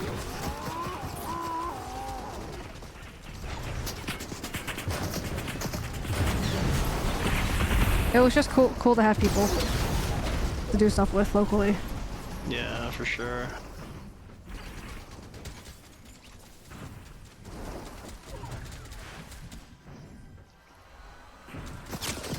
Oh my god. But towards the end of it, they were talking about like renting like a cabin and like bringing in the dogs and just doing like a weekend thing, like hiking around, whatever, just kind of hanging out basically in the cabin. I was like, wait, are you guys doing like a group thing? And I was like, can we be invited to this group thing? Like I said, they've known each other for like 20 years. So it's like, I totally understand if they're like feeling us out. And we've talked to each of them individually because I see them on the sidewalk, like just walking around. But this is the first time that we have met up together. Well, not the first time, actually. The second or third time. This is the second time we've met up, all of us. All 9 of us together. Because if you remember last summer, I invited some of these for a night at the brewery for my birthday. Not all of them made it to that. But, yeah, so I was basically like, yeah, if you guys are doing a group thing and you guys, like, want us to go too, like, we're super down.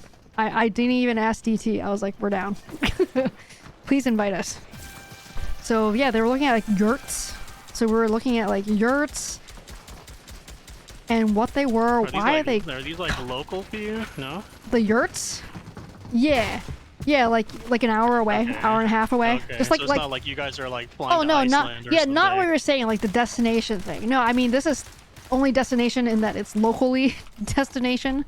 So it's still like an hour drive, hour and a half maybe, but it's basically in the mountains kind of thing, like a couple hours or whatever. Just something that's not a whole day of driving or anything. Just close enough where you could do like an overnight, or if you want to do a couple nights. So I was like, I'm like super down. Like I would love to do that kind of thing. And it's even better with them because then it would be like so many dogs. But then like at that point, it would be hard because a lot of these places, they probably only allow a couple dogs.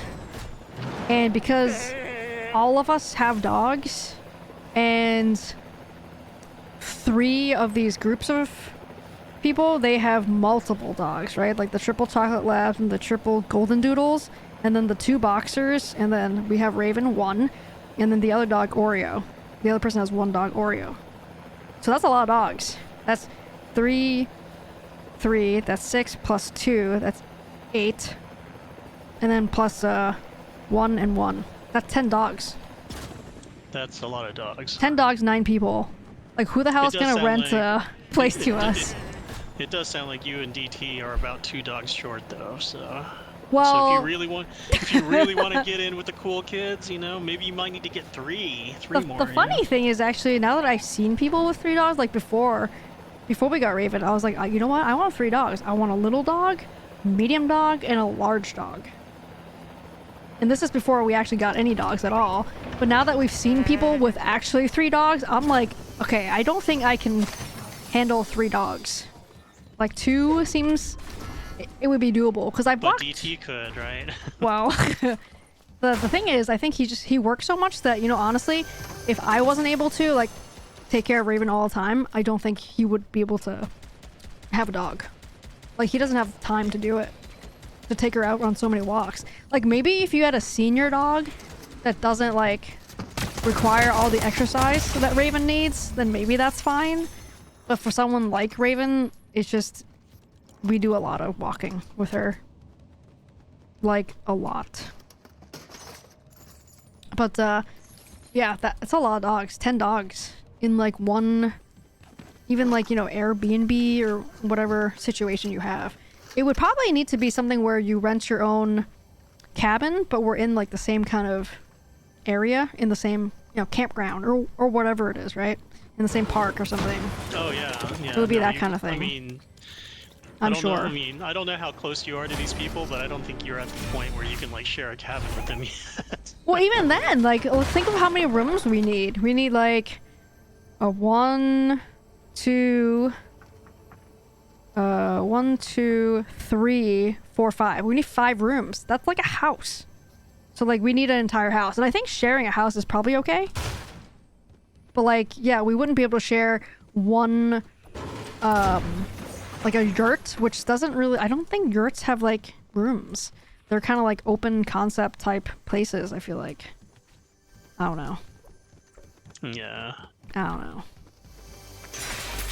Yeah, I don't know, but yeah, let us know what the experience is like when you and DT and Raven end up sharing rooms with boomers. You know, and like there are 3 dogs. 3 dogs each, basically.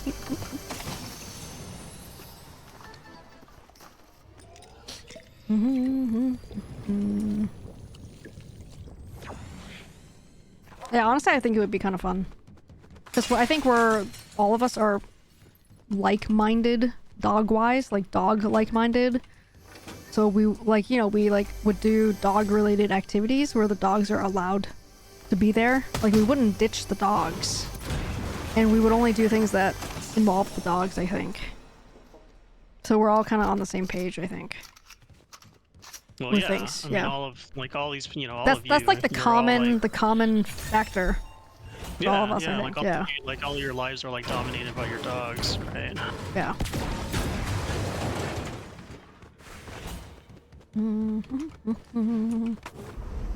Yeah, when I told them about Raven's like separation anxiety thing, they were all like, "Oh yeah, I'll watch Raven for a couple hours," and I was like, "Oh, thank God," because I would feel bad asking. But since you're offering, I'm gonna go hit that buffet soon. That's all I want to do. Couple hours, 2.5 hours, and then they were all like, "Can you actually eat for that long?" And I was like, you haven't seen me in action. I can absolutely eat for 2.5 hours straight. Yes. It was also nice, you know, to be able to like discuss local things with them, like local restaurants and stuff. Because, you know, if I talk to like my quote-unquote regular friends that live in Massachusetts, it's like, well, there's nothing to talk about because it's like they don't care unless they're coming to visit, right? So, like I said, it's nice to have people local. Just a different vibe. How do I get upstairs? I don't think I can. How do I get out of here? Stuck.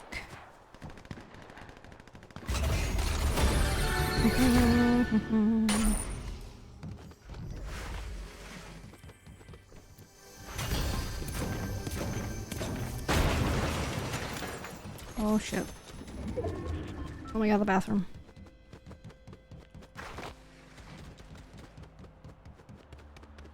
So yeah, I hope we do something with them sometime. Especially with like the spring and summer rolling around. Sounds like they will do something. Yeah. Well, I know one thing you guys are going to do at the cabin. It's called a taco cat goat pizza. Exactly. But you should probably let one of them win. So let somebody else win. Yeah, I don't want to be that guy that just wins every time. That is not fun. I gotta, like, scuff myself. Be like, oh, oops, I almost had it there. Ha ha. Like, Wow, flinch. you're so fast. On purpose flinch.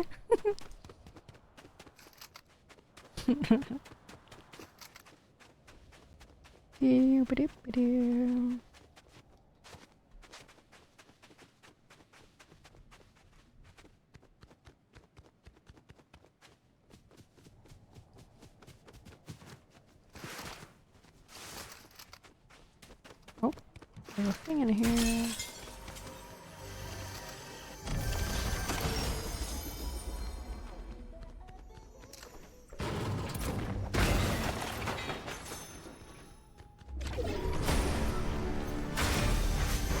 Oh my god, and Raven at one point peed in their house. And we, like, saw it happen. Like, I didn't see it happen, but DT saw it happen because he actually went to go take her out to the bathroom, to their backyard to use the bathroom. And then, like, I think one or two of the other dogs followed her out to the backyard, and they were just kind of romping around in the backyard. And then once they were done romping around for a couple minutes, and they came in, and as soon as Raven came in, she peed in the house. I'm like, what? Dude, what are you doing? And she normally doesn't pee in the house. The only time that she has ever peed in the house is when we've... Oh, shit. When we've gone to a new person's house. And this is, like, at the very beginning, too. She gets, like, a little too excited. Or maybe she's anxious about a new place. And peeing like that is one of the... Like, a stress signal, basically. So, I don't know if she was just kind of done with the whole thing. Because it's, like, you know, overwhelming or whatever. Because she's not used to this kind of thing, right? We don't go to a friend's house and stuff like that usually. So they had to clean up the pee. And I felt really bad. Maybe that's the signal, like, later on. It's like, oh, whoops. Like, Raven just peed in the house. Okay, it's time to go. Well, gotta go. Whoops. Well, at one point she looked really sad. Like, she tucked her tail and everything, and her ears were down.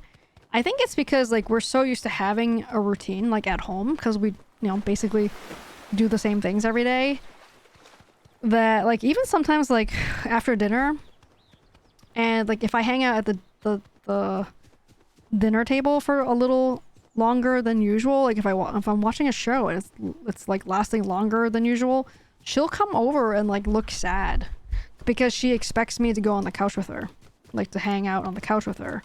So I feel like she's sad that I'm ignoring her or not giving her the attention she wants. So I feel like tonight she was doing the same thing. It's because we're all at the table and there were, like, a couple dogs under the table, so she didn't have the space to go under there and sit with us, and I wasn't petting her, I wasn't on the couch with her. So she was kind of, like, banished to the other room, and she laid on, like, one of the dog beds. So she felt kind of sad, I think, at some point. So I think next time we would be a little more conscientious of how she is. And also, like, she's not used to so much noise, too. Like, laughing really loud and talking really loud. She's just overall not used to having such activities. So much activity. And I was like, yeah, me either. Me too.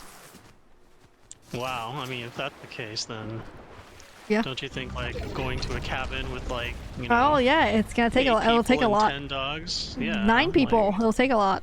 It'll be a lot. yeah, it'll take a lot. Yeah. I mean, and that's a lot of pee. Yeah, exactly. If all the dogs pee and then they smell the pee and then the other one wants to pee and they all just pee together. Wow, that's kind of gross. It is.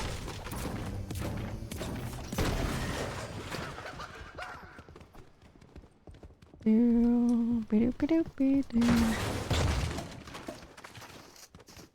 know, I think it'll be fun. We just have to kind of take her off on her own, like go for a little walk away from everyone else, so she's kind of has her alone time. you know, there's some people that's like their social meter is like maxed out, so they just need a break. Maybe she's like that. I don't know. She's an introverted dog. Well, I'm just saying, kind of. She actually kind of is. Like like the boxers, like they kind of overwhelm her.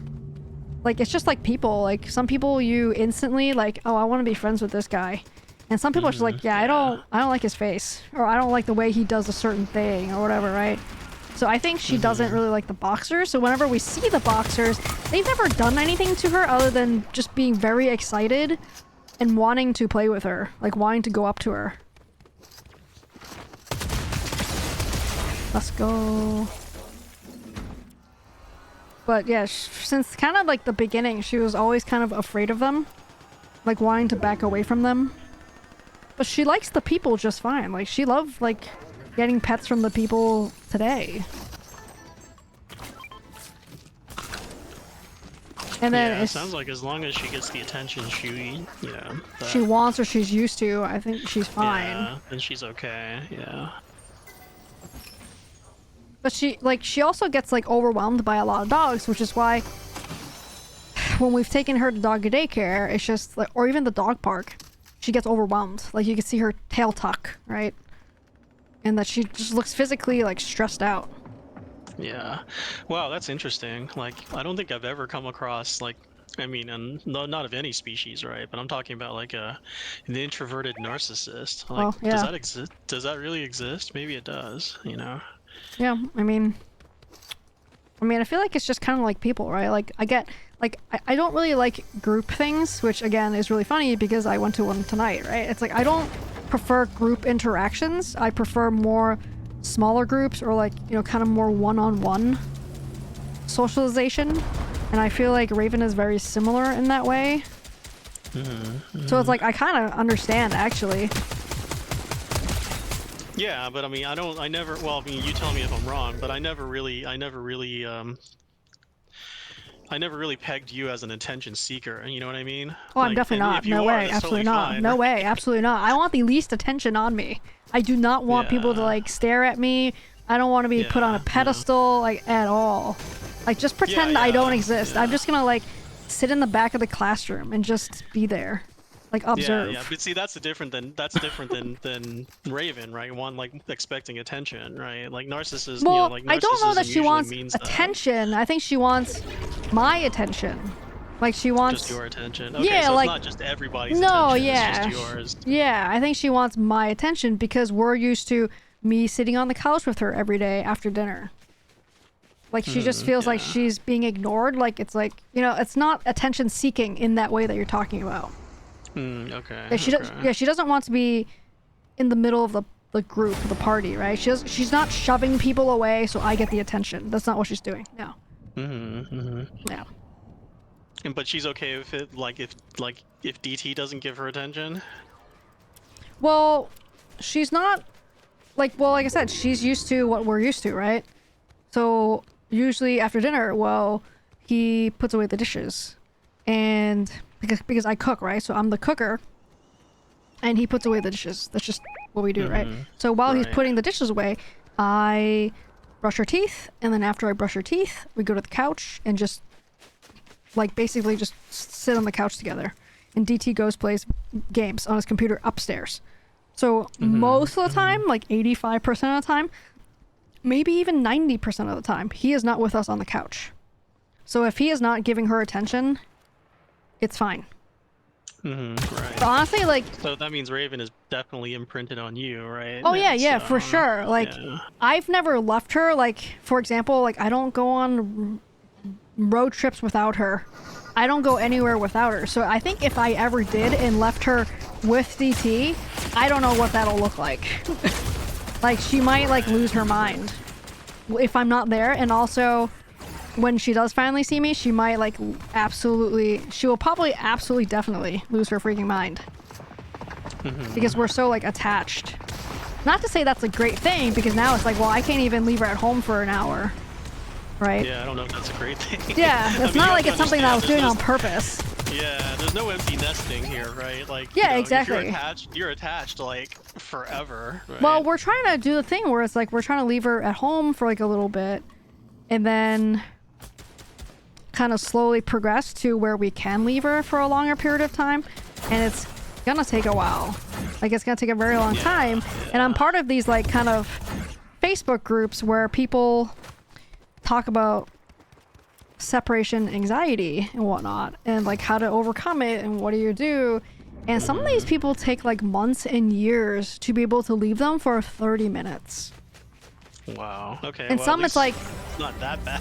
well, I'm just saying, like, yeah, I don't feel like it's that bad with her, because honestly, I feel like we can leave her for like 45 minutes, like right off the bat. She might bark and howl once or twice, but not the whole time. And some of these people that I see online that I don't know, they're like, these dogs are constantly barking and howling the whole time that they're gone, which I think is, then it's really bad for them.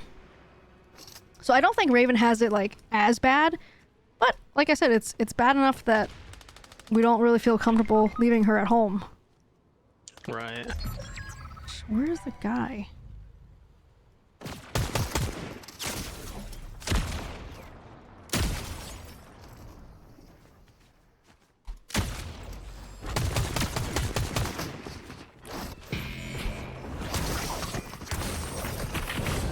Damn.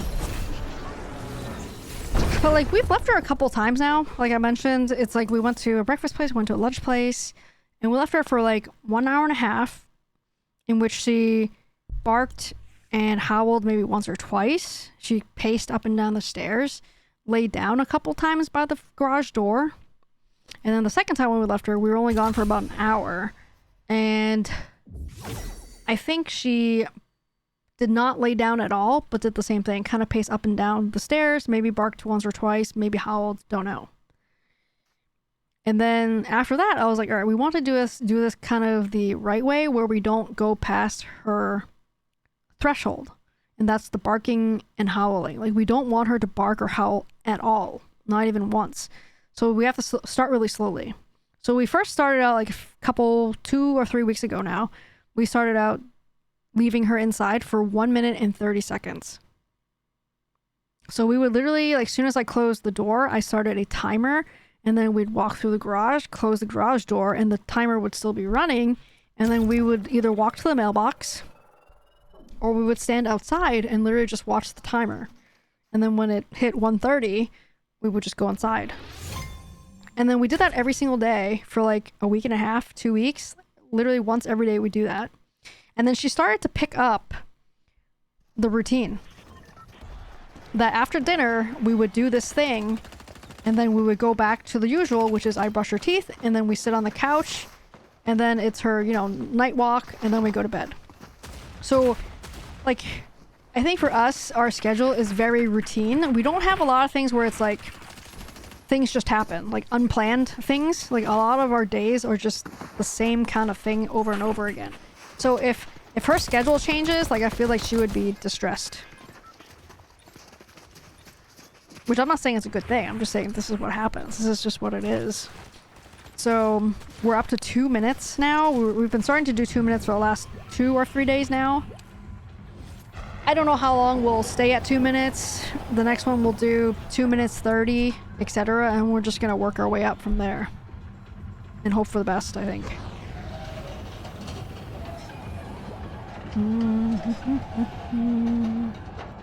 Where are we going?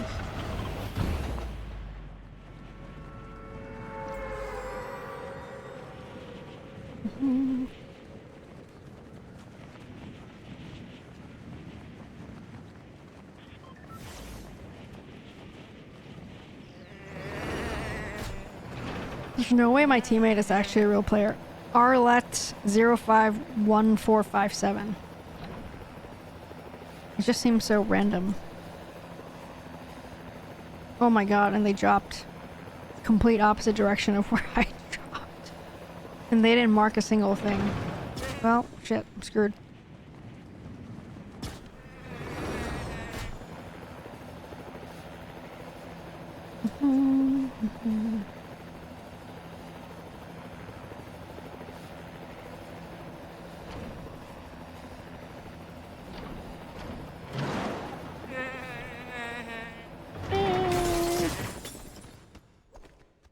Yeah, but yeah, but your experience is not any different than my cousin. I have a cousin here in town, and so she and her husband have a dog together, and she was the one I was telling you about how like she and her husband, they used to go like on weekends, and travel, and go Mm-hmm. out of town and whatnot. But ever since they got the dog, they started just going to like state parks, Mm-hmm. like here, like campgrounds and stuff.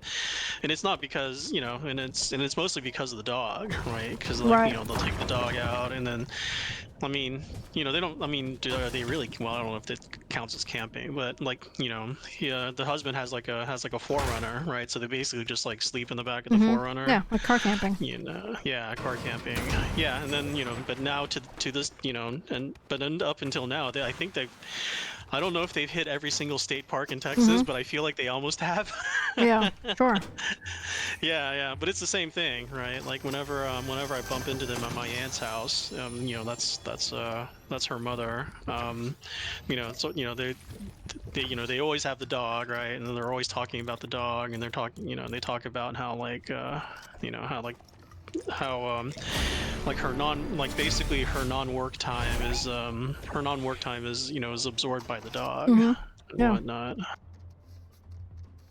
I feel like there's kind of like two Yeah. camps of people. It's like the people their entire life is consumed by the dog or dogs, and then there are other people that have dogs, but like you didn't even know they had a dog because they like rarely take them Yeah. out and like they don't really do anything other than the minimum, which is Yeah. let them pee and stuff. Like they don't actually Yeah, take and then them anywhere for fun, you know? yeah, and then I have one cousin who's a guy, right? And he's got two cats, right? And he never talks about the cats. Yeah, it's He like never talks about, do they even exist? Are they even there? and I was just, like but I mean, but I get that, right? I understand that just only because I grew up with the cat, right? Sure. And like the cat's gonna do its own thing and stuff, right? But yeah, my cousin May, like so she has a dog. I mean, still, she grew up with dogs. She grew up with one dog in particular. So then, when she and her younger sister, like when when they grew up, then they obviously both got dogs. Sure. And like the younger sister, like she paid up. Oh my God, she got like her dog, and I don't even remember what breed it is, but like, she got a job in Amazon, so she moved to Seattle. And, I met up with her a few times, but yeah, she got her dog from like a breeder in Vancouver, just across the border in Canada. Mm-hmm. And then like she spent something like $25,000 for that dog. Oh my God. Like, 25,000 yeah. or 2,500? I think it was 25,000, and then she had to wait like months. She had to wait for months before she could pick it up. I mean, that's kind of normal for like if you're doing a breeder. Like not 25,000. That's why I'm like, are you sure it's 25,000? Like definitely a few thousand for sure. It was like in the five. It was in the five figures. I remember her telling. I think she said it was like 25,000. I mean, that's Yeah. insane. Yeah, I don't know. Maybe I'm. Yeah. I mean, I I mean, could maybe ask it's her. like a dog from like overseas, so it's like an imported kind of thing. But I feel like unless it's like a show dog, maybe a show dog. Yeah. Like that But just anyway, sounds crazy. She works at Amazon. She can afford it. It's I'm fine. just saying. Still, that's crazy. That's crazy. Yeah, I spent a lot of money. It's crazy. Sometimes it's like, it's really funny. It's like now that it's warmer weather out, I'm like seeing so many dogs that I've not seen before in the neighborhood. I'm like, who are these people? I've never seen these dogs before. And I feel like some of these people are just the ones that, when the weather's nice, they walk the dog. If it's not nice, the dog just doesn't come out. Yeah. That's why I don't usually see them, is they just don't come out of their house. So what do they do with them? Like the dog's just like cooped up in the house for like 3 months every year. That just sounds so sad. Yeah. Honestly. Yeah. Well, hey, Minnie. Now that you are extroverted, Minnie, you should walk up to them and be like, "Hey, there's a dog owners club. Do you like Cards Against Humanity?" No, I don't want to invite more people to the thing. Although I will say, for example, like today, it has nothing to do with dogs at all. Like I was at the Chinese bakery and I was getting the egg tarts to bring to the game night. And there was an older lady with a kid that was like, I don't know, 7 years old, maybe 6, 7 years old. And it was clearly like either their first time there, or they've been a couple times maybe, but they weren't sure what to get, and they were just kind of looking at the bakery items, you know, like the bows and whatever. And I'm not even sure if they knew if it was Chinese stuff, basically. Like, I think they just kind of grabbed random things, which there's no problem with that. But at the end of the day, basically when they were paying, I was like, oh, like, do you mind if I, like, can I recommend something to you that is really good? They're like, oh, okay, sure. And I told them about the egg tarts and whatever. So, like, rewind 5 years ago me, 6, 7 years ago me, absolutely would be terrified to talk to a stranger that's standing next to me.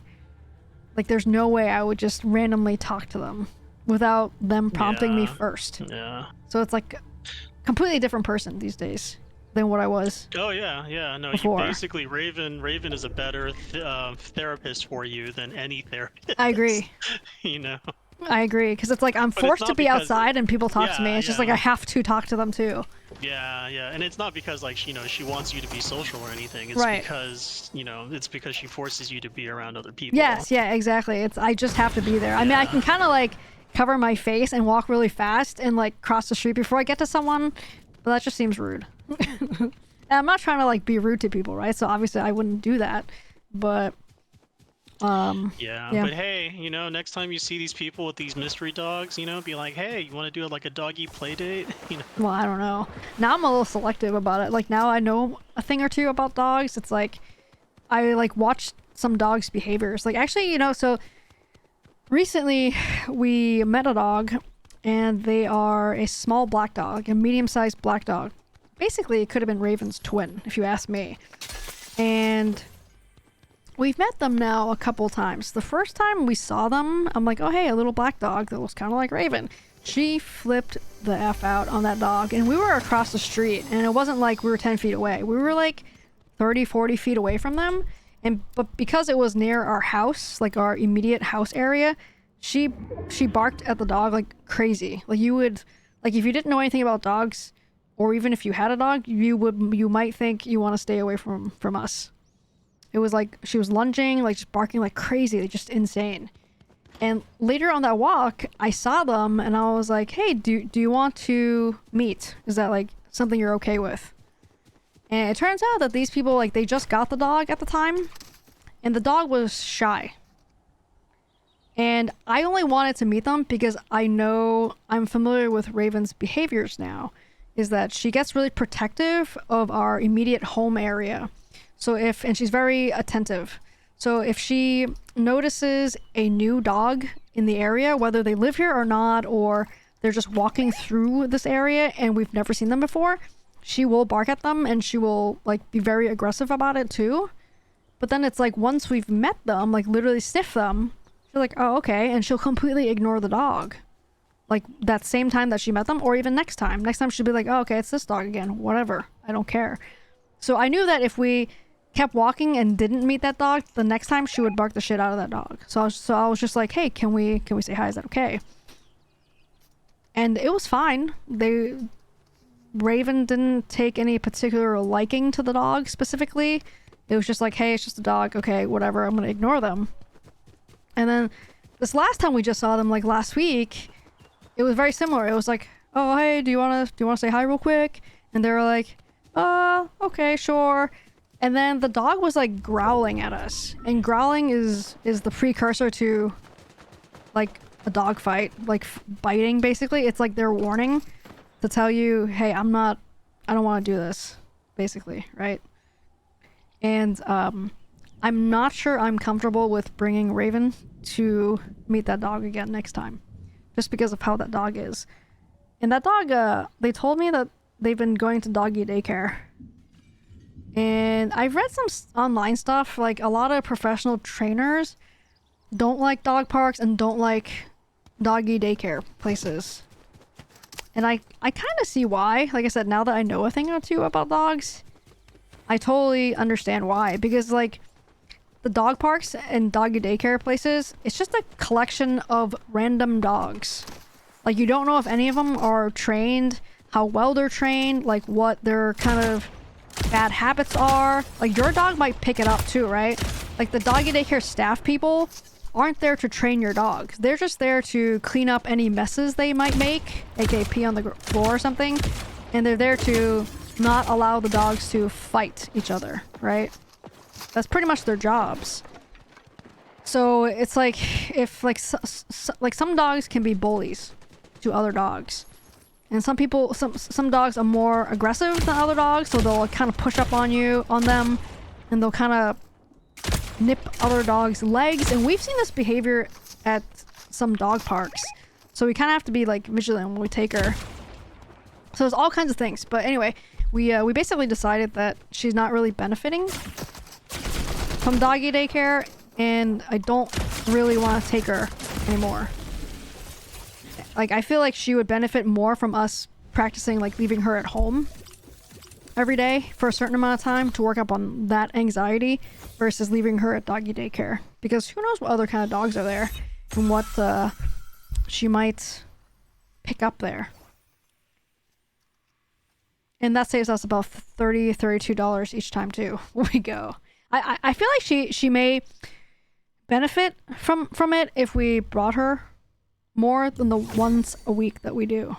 But honestly, we don't need to bring her because we're both at home every day. There's just no point, really. Why were you bringing her in the past? Well, because to kind of practice a separation, like, oh, maybe she'll get used to being separate from us. That it wouldn't cause so much anxiety. If she goes to doggy daycare, then she can do her thing there, and then we'd pick her up. Because, like I said, we're here together all the time. The only time that we weren't together was when I dropped her off at doggy daycare. So, like, because they offer boarding, basically. So we were like, well, if we ever need to go somewhere where we couldn't take her, like either whether it's for fun, like vacation, or if there's some kind of thing where we had to go, I don't know, family emergency. So we had to fly out and we can't bring her with us or something, like whatever it is, then our thinking was like, oh, we could drop her off at doggy daycare and she could stay there for a couple days, like board her for a couple days. And honestly, now that we have had her for this long now, even if she is having fun at doggy daycare for the 4 hours that we let her stay there for once a week, I don't know how she would survive sleeping overnight there in a, I don't want to call it a cell, like a prison cell or like a cage, but it kind of is. It's like a, you know, it's a, I don't know, I want to say 3x3, but that's probably being really generous. It's like a 2x2, 2.5x2.5 type of space with a gate. So she would be alone by herself, sleeping alone by herself. And I think the place, they don't allow you to bring your own like blankets and whatnot or toys. So she wouldn't even have anything from home to bring with her. And I'm like, there's no way. And there's no way she would not be stressed about it. And I asked them, I was like, well, do you have any staff that are here overnight? They're like, oh yeah, we do. We definitely have people monitoring, but they don't really go into the sleeping areas or where the dogs are because they don't want to wake up the dogs, which means Raven wouldn't even see a person at all the whole night. She would probably cry the whole night, like whine, and try to come out of the door, basically. So then it's just like, why are we doing this? Like, why am I paying for my dog to suffer? It just didn't make any sense to do it. Honestly. It just didn't make any sense. So I feel like now that we've known the dog social club a little more, it's like, I feel like if we had to leave her overnight at one of their houses, like ask them, hey, can you guys do us a favor and drop Raven off at your house or something, I think they would probably be okay with it. And I think Raven would be okay with it. At least like she would be better off there than at doggy daycare. It's all really just a just in case thing. But you can't just drop them off when you need it, right? You kind of have to like work your way up to it. I mean, yes, you can just drop them off and then whatever happens, happens. And honestly, a lot of people probably do that. But they just get traumatized, right? And we don't want to traumatize her more than she already is about it. So we're just trying to be proactive about it. And that's why we brought her to doggy daycare, I think.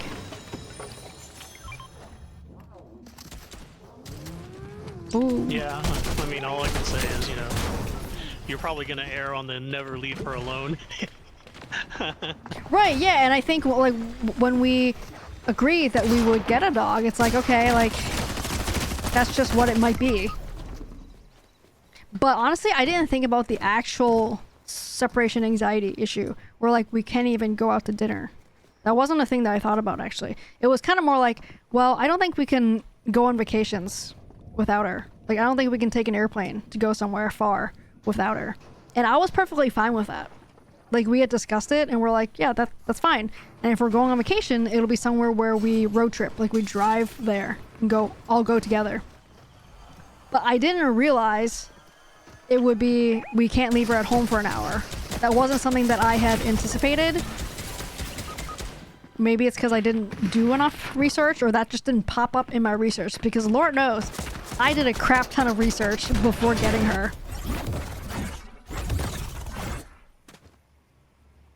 But, like, I guess, like, DT didn't have such things. Like, didn't realize that either. Like, when we had the Rottweilers when I was a kid, I was a kid, so I wasn't paying attention to these kind of things, right? I mean, it wasn't like my dog, it was like my parents' dog. It was the family dog. So I wasn't the one that was like taking care of the dog all the time, right? Like I said, it wasn't like, I was like a teenager. 10 years old is when we got our first dog. And then the dog just stayed at home whenever we had to go somewhere. And then if they peed in the house, we just clean it up. That's just like a thing that happens. And then when we leave, we just have to leave the dog at home, basically. But now, it's like these days, we have cameras to watch what they do in the house while we're not here. So I think we just know more about dogs these days. That's all. It's like, you know, each generation gets smarter than the previous type thing. Like, we didn't know any better back then compared to now, I think. That's the difference.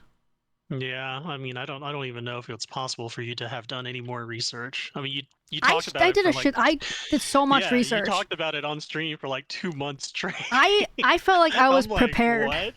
Yeah, I felt like I was what prepared. could you do? You know, so when you were like, yeah, I could have done more research. I'm like, what? Really? Yeah, exactly. Well, like I said, it didn't come up. It wasn't something that came up.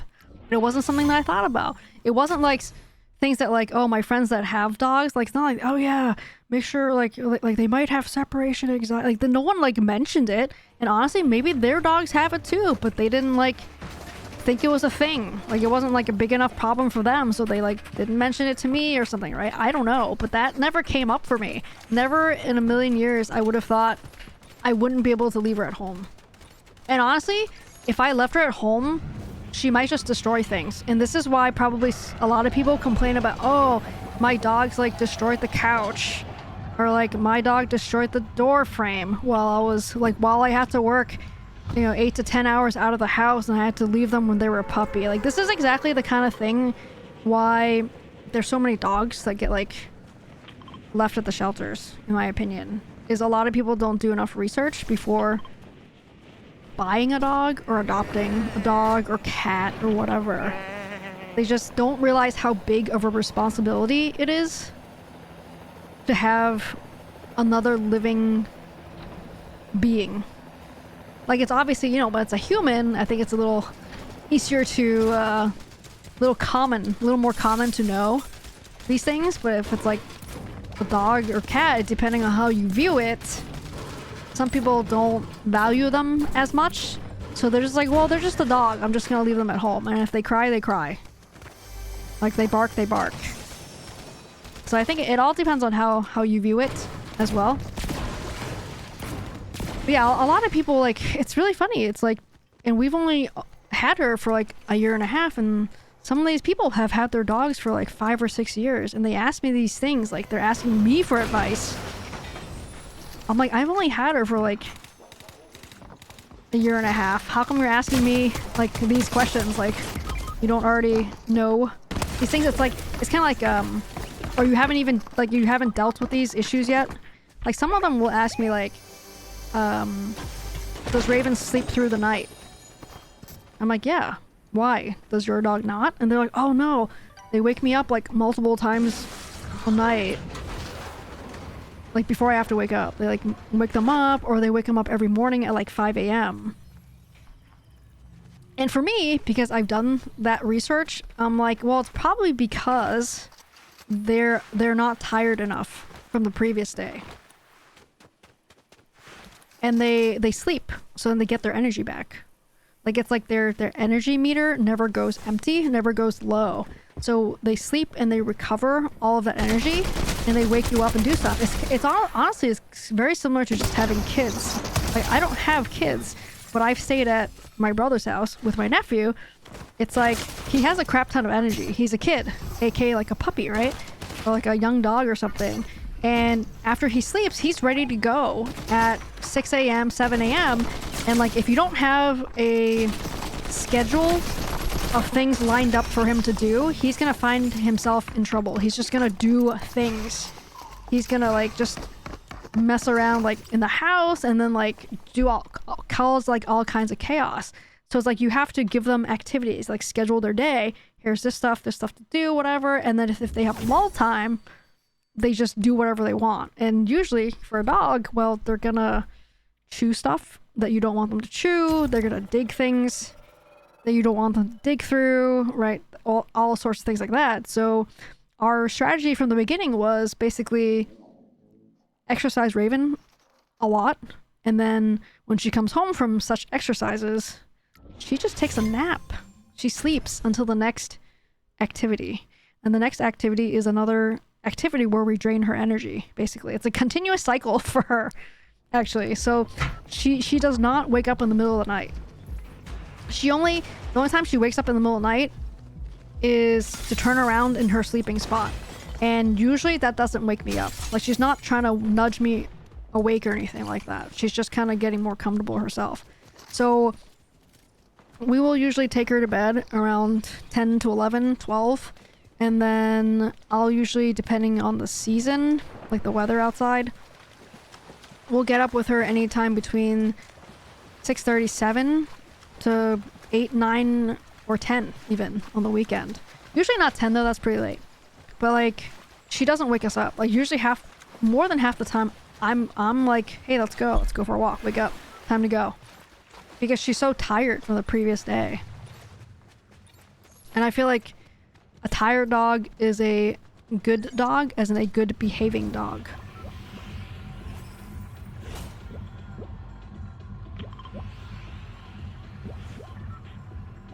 Like I think like a lot of the dogs that just don't get enough exercise, they're just bored. So when dogs are bored, they do things that they are naturally bred to do, which is basically chew, bite, dig,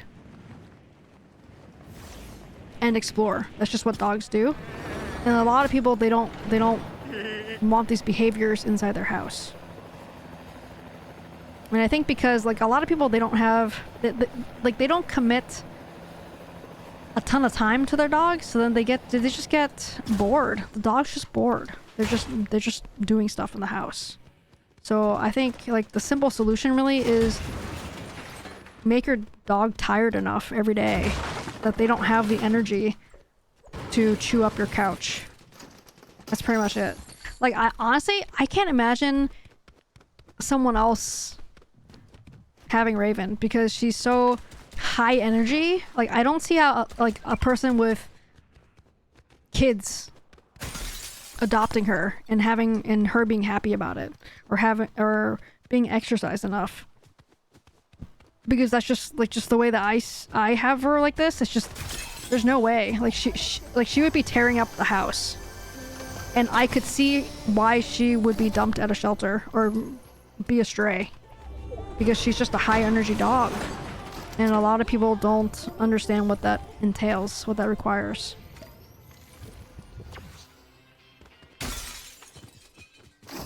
Where is my... So, like, only you can be her dog mom. I'm just saying, like, I feel like she's lucky that we have the time and energy and desire to do stuff with her. Because if it's other people, I don't know if she would be able to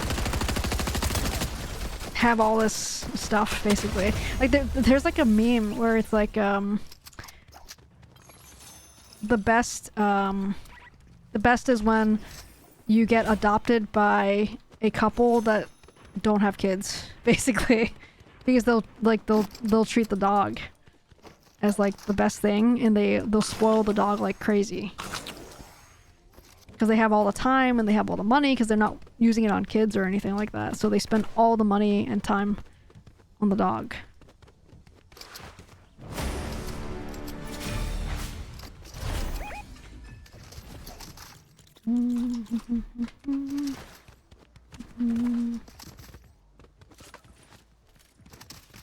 But yeah, when we were like looking for a dog to adopt, we were specifically looking for a high energy dog. Like we got exactly what we wanted. It was a perfect match. It was a slam dunk. Granted, I've never walked so much in my life before. Like, we did a lot more walking the first year we had her. And also because she's younger too, right? At the time than now. But we would clock easily like 7 miles a day. Every day. For like the full year. And only now, this year, she's starting to be a little more selective of how much walking she actually wants to do. Like sometimes she's just like, I just want to go on the short walk. And she'll turn around, or she just sits there and doesn't want to go. Sometimes she'll be selective of where she wants to go to. Like she'll start like pulling us toward a certain direction to tell us she wants to go a certain way. Whereas before, like everything was just still so new to her. So she wanted to go and just keep going. And me being me, I was like, okay, like if you want to walk, we're gonna walk. So that's how we clocked like 7 miles a day, minimum. And that's not just the most, it's like that's minimum 7 miles a day. Like I don't know, like the people that I've talked to in my neighborhood and any other people, dog people, no one walks their dog that much or takes their dog out that many times. Like I've not heard of other people doing this. I'm not saying there isn't, but we're on the kind of top percentage of how much walking we actually do.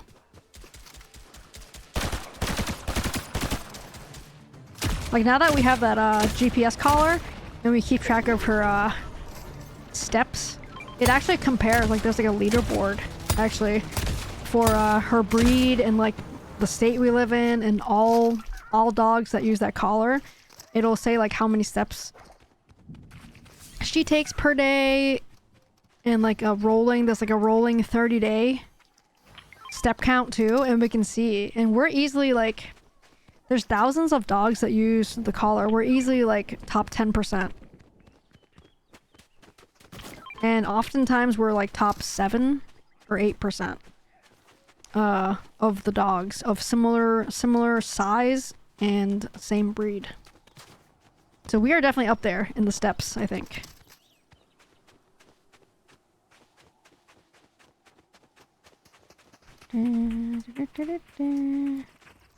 Alright, where are we going, boys?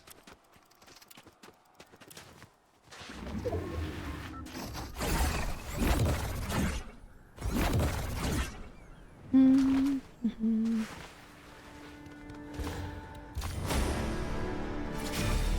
Have you gotten any more dog advice from Claude or? I mean, no, I haven't used Claude still. Oh, you haven't? No. I know Elias was a big contributor to Raven's raising. Yeah, well, he was. He was. I'm sure I've asked him questions lately.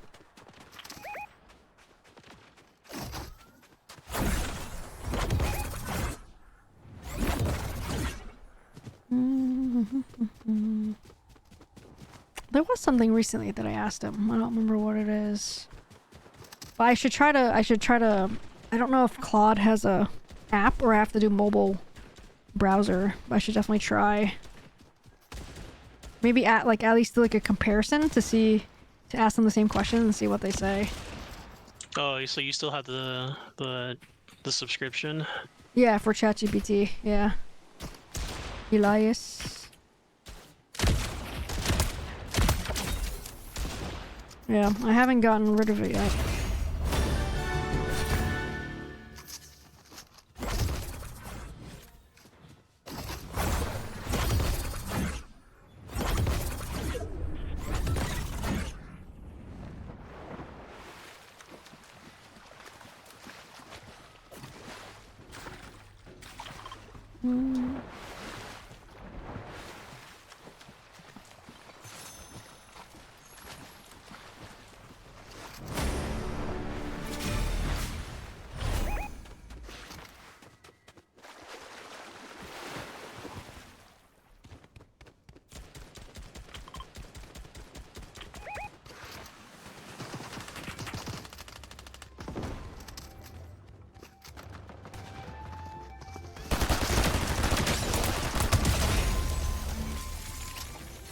See ya.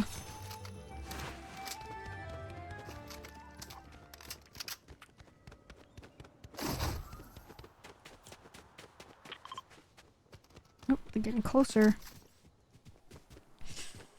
Oh, there's definitely a storm coming soon. I can feel it in my leg.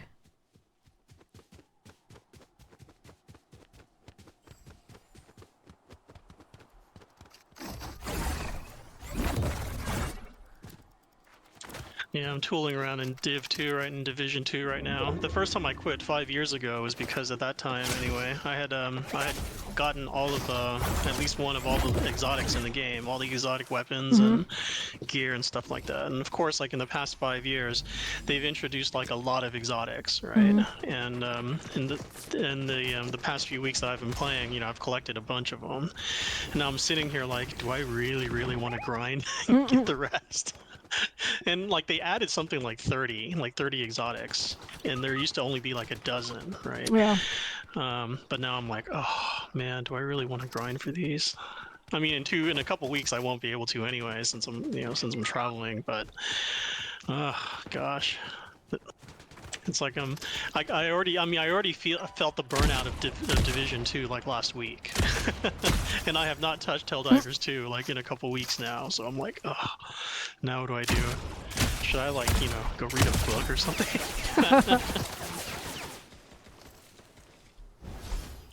Oh shit, no sniper ammo. No! Dang.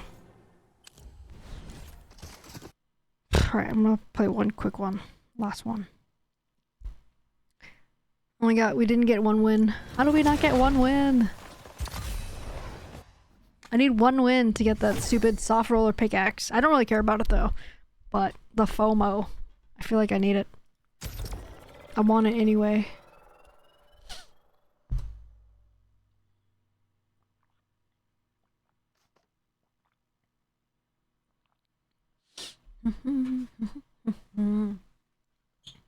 Wait, so how long are you going for? 2.5 weeks. That's a while. Yeah. Well, like last time, so in the past, like I'd go back for like a month, right? And then so I would actually take 2 weeks off, and then I would work remotely for 2 weeks, right, just to extend the stay. But it's like the older I get, like like it's exhausting just because like 9 to 5, like West Coast time, 9 to 5 is midnight to 8 a.m. over there, over in Taiwan. Yeah. And so then like I'd be working all night, right? And I'd finally go to bed like 7 or 8 in the morning, you know. And then my dad, you know, my dad or my relatives or whoever would be like, they'd be like, hey, well, get up, it's time to go to lunch, right? And I'm like, wait, what? Like, oh, so you're like actually working while you're there too, like it's not actual like vacation. Yeah. Well, I mean, the first 2 weeks is pure vacation, right? Okay, yeah. And, so yeah, like, but still, that's like a way different schedule you're usually on too. Yeah, and so, and then, you know, and so like the past couple times that I did that, the first few times I did that, it was fine, it was okay. Like, actually, now that I think about it, I just never really got rid of the jet lag, you know, because I still had to work at night, right? And so my times, but it wreaked havoc on my sleep schedule. Yeah. And so yeah, so then I told my I told my dad last time, I was like, yeah, next time I go back, I'm just gonna just take I'm just going to take the entire time off. I'm not Yeah. going to work remotely. I mean, it was kind of cool to be able to do that for a while. I mean, Mm-hmm. I did that for years actually. Just like be able to extend my stay and like and then Right. see my parents longer and whatnot. But it definitely came at a price. It's not the same as like people going to their parents' house like a few out which is only like a couple time zones away. Yeah. you know no, but yeah, it was yeah. So this time I'm just gonna go back. It's actually a little bit more than 2.5 weeks. So Yeah. yeah, yeah, and as always, right, I'm kicking around the idea of going to Hong Kong for a weekend. I actually never ended up doing that last Oh, time. really? I never Yeah. actually went last time.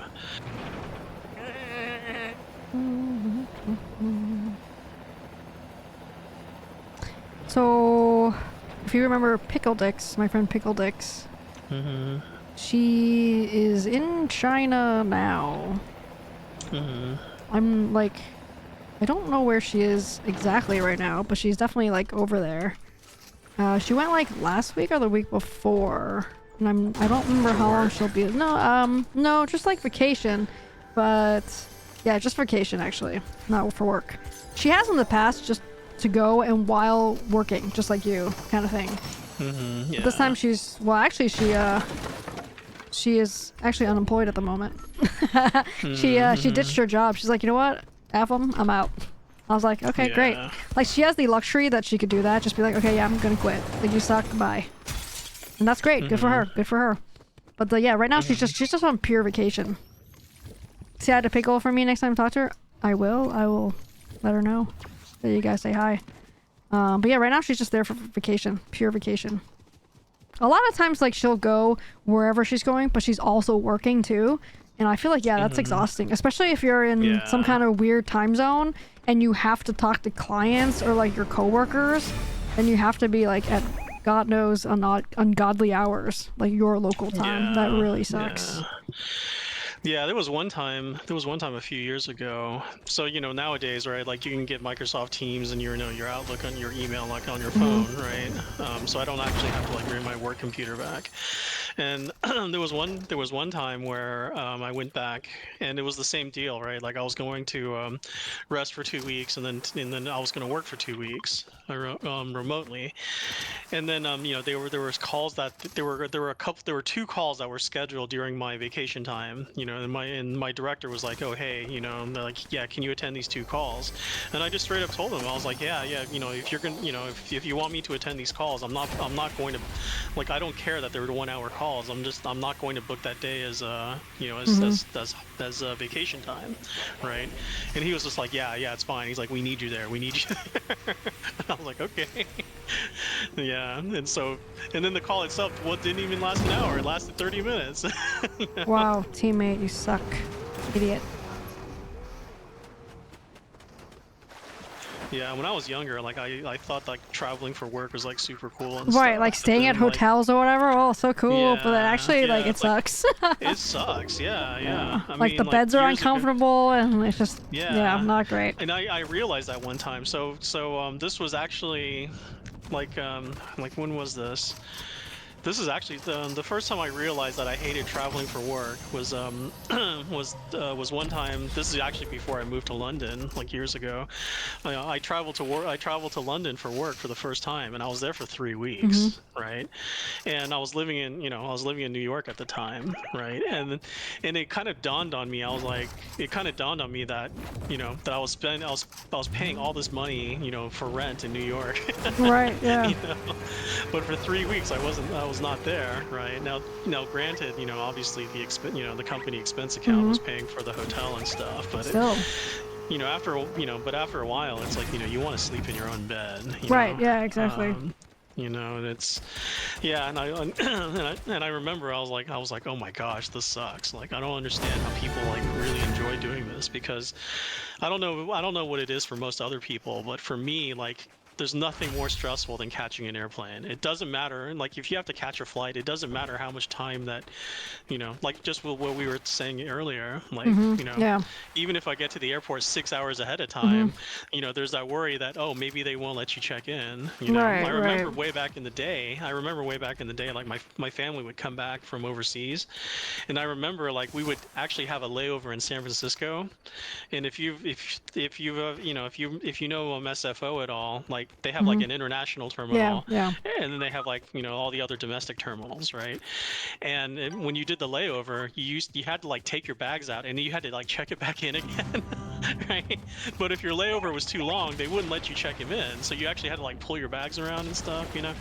I mean, I think now I have not been through SFO in a while, so I think they do allow you to check in early. But anyway, I mean that's neither here nor there. I just feel like, yeah, like catching a flight is just like the worst. Pretty much the worst thing in the world, and I don't care if it's business class. Right, exactly. You miss your flight, like You're they screwed. don't. It doesn't matter if you're business class, right? Like in business class, it's like you get like a slightly wider seat and slightly better food. And- Yeah, it's not as glorious as it might seem at first, at least. Yeah, yeah. I mean, at least like when I was traveling for work a lot. I mean, back then I was working in consulting, which is why I was traveling a bunch. I mean, it did get me like American Airlines Gold Card, Yeah. you know.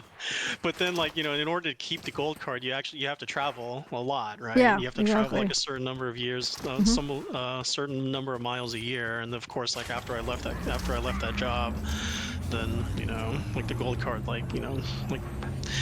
Yeah, and then but even with the gold card, I remember like going to the American Airlines lounge at JFK. It's like yeah, there's like free drinks and a bunch of like stale peanuts and Gardettos. I was like, oh great, this is totally worth it. So to not be like to not hang out with the regular riffraff. And eventually after a while, like I would just leave the lounge anyway and go sit by the gate, just because it's kind of nice to be around people. Well.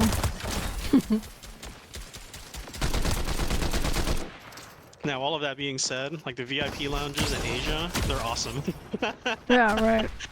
They're like 500 times better than anyone that you'll ever set foot in the US.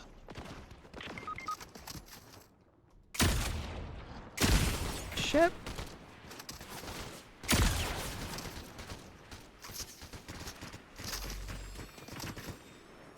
I just realized that I have not had dinner. Oh my. It's late. Yeah.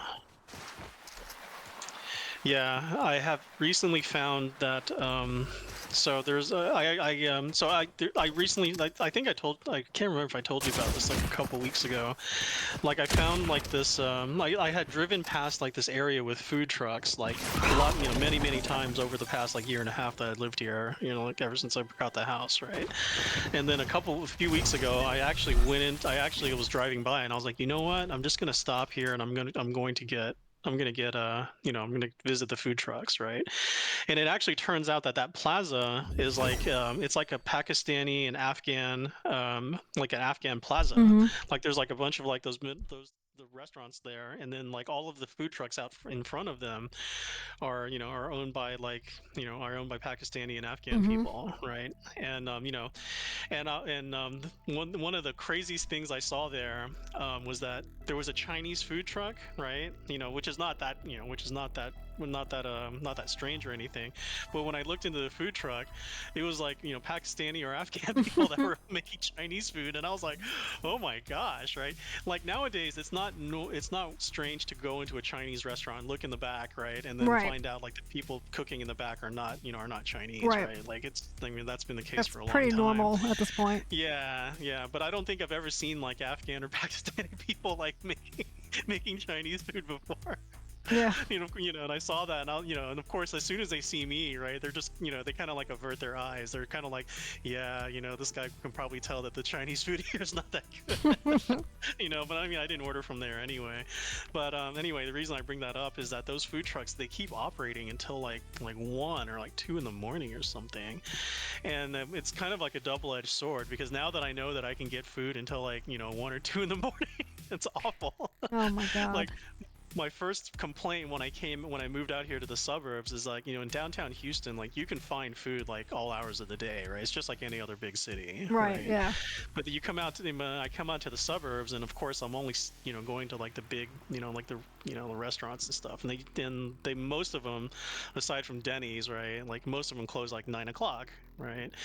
And so like if I want to have food after 9, I either have to have it at home or I have to go to Denny's, right? And but now that I know that this food truck area that is there, yeah, it's been bad. A little more dangerous.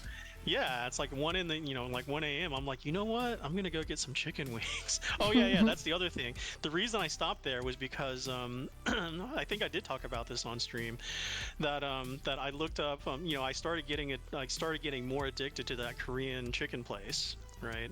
The one that's no, the Korean. There's a Korean chicken place here. Yeah.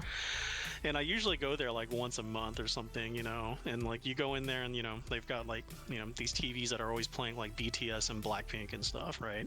But like I started going there more and more often, and then I started becoming curious about like getting wings from some other places, and so I went online. And of course, I typed best wings Houston or whatever. Oh, you're doing your wing tour.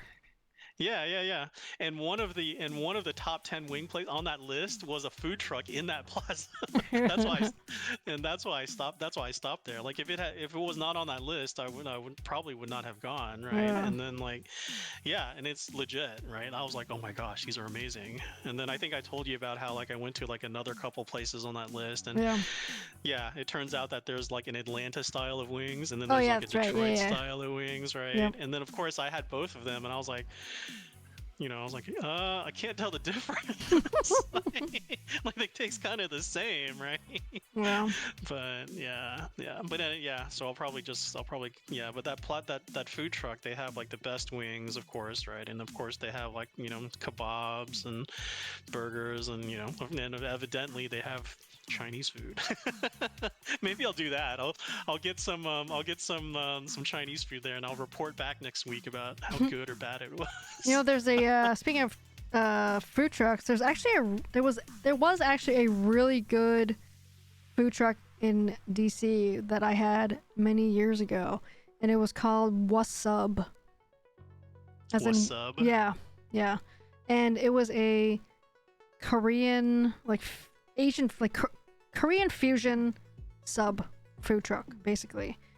Oh and yeah, that would be amazing. With it like was kalbi or bulgogi. Yeah. Kimchi bulgogi sub, basically.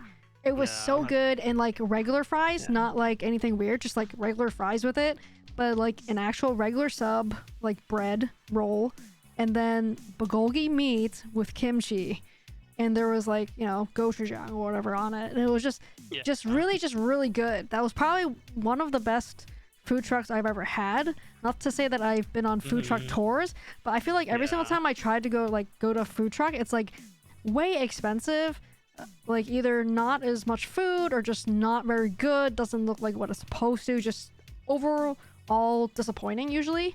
But this place was actually really good. That was like legitimately good. Yeah, and I've had it several times, and then in more recent years, the last 5 or 6 years, whenever we have gone into DC, I'm like trying to find this food truck, and usually it's on the National Mall or by the museums, right? So it's like there's like several corners where all these food trucks line up, and you just go and they're just there. But I'm pretty sure they're closed now. I'm looking it up right now, like all kind of like Yelp or whatever. They basically said they're closed. Yeah. Like no more. Yeah. Yeah, so and I think I did talk about this on stream. The reason I started looking up other places was because I went to the Korean place one time, the Korean chicken place, and they had introduced like 4 new sauces. And then I was like, you know what? I'm not going to order the normal. I'm not going to order the usual. I'm going to be adventurous and try one of the new sauces. And I was like, oh my God, it was so bad, right? Like maybe it's good to other people, but to me it was bad, right? I was like, oh yeah, it was kind of gross, right? And then that's when it kind of dawned on me that I should probably try some other places. Right. But yeah, so trying to find a decent picture of somebody posting the Wasub food truck, because that was just good, and the name was actually really good too.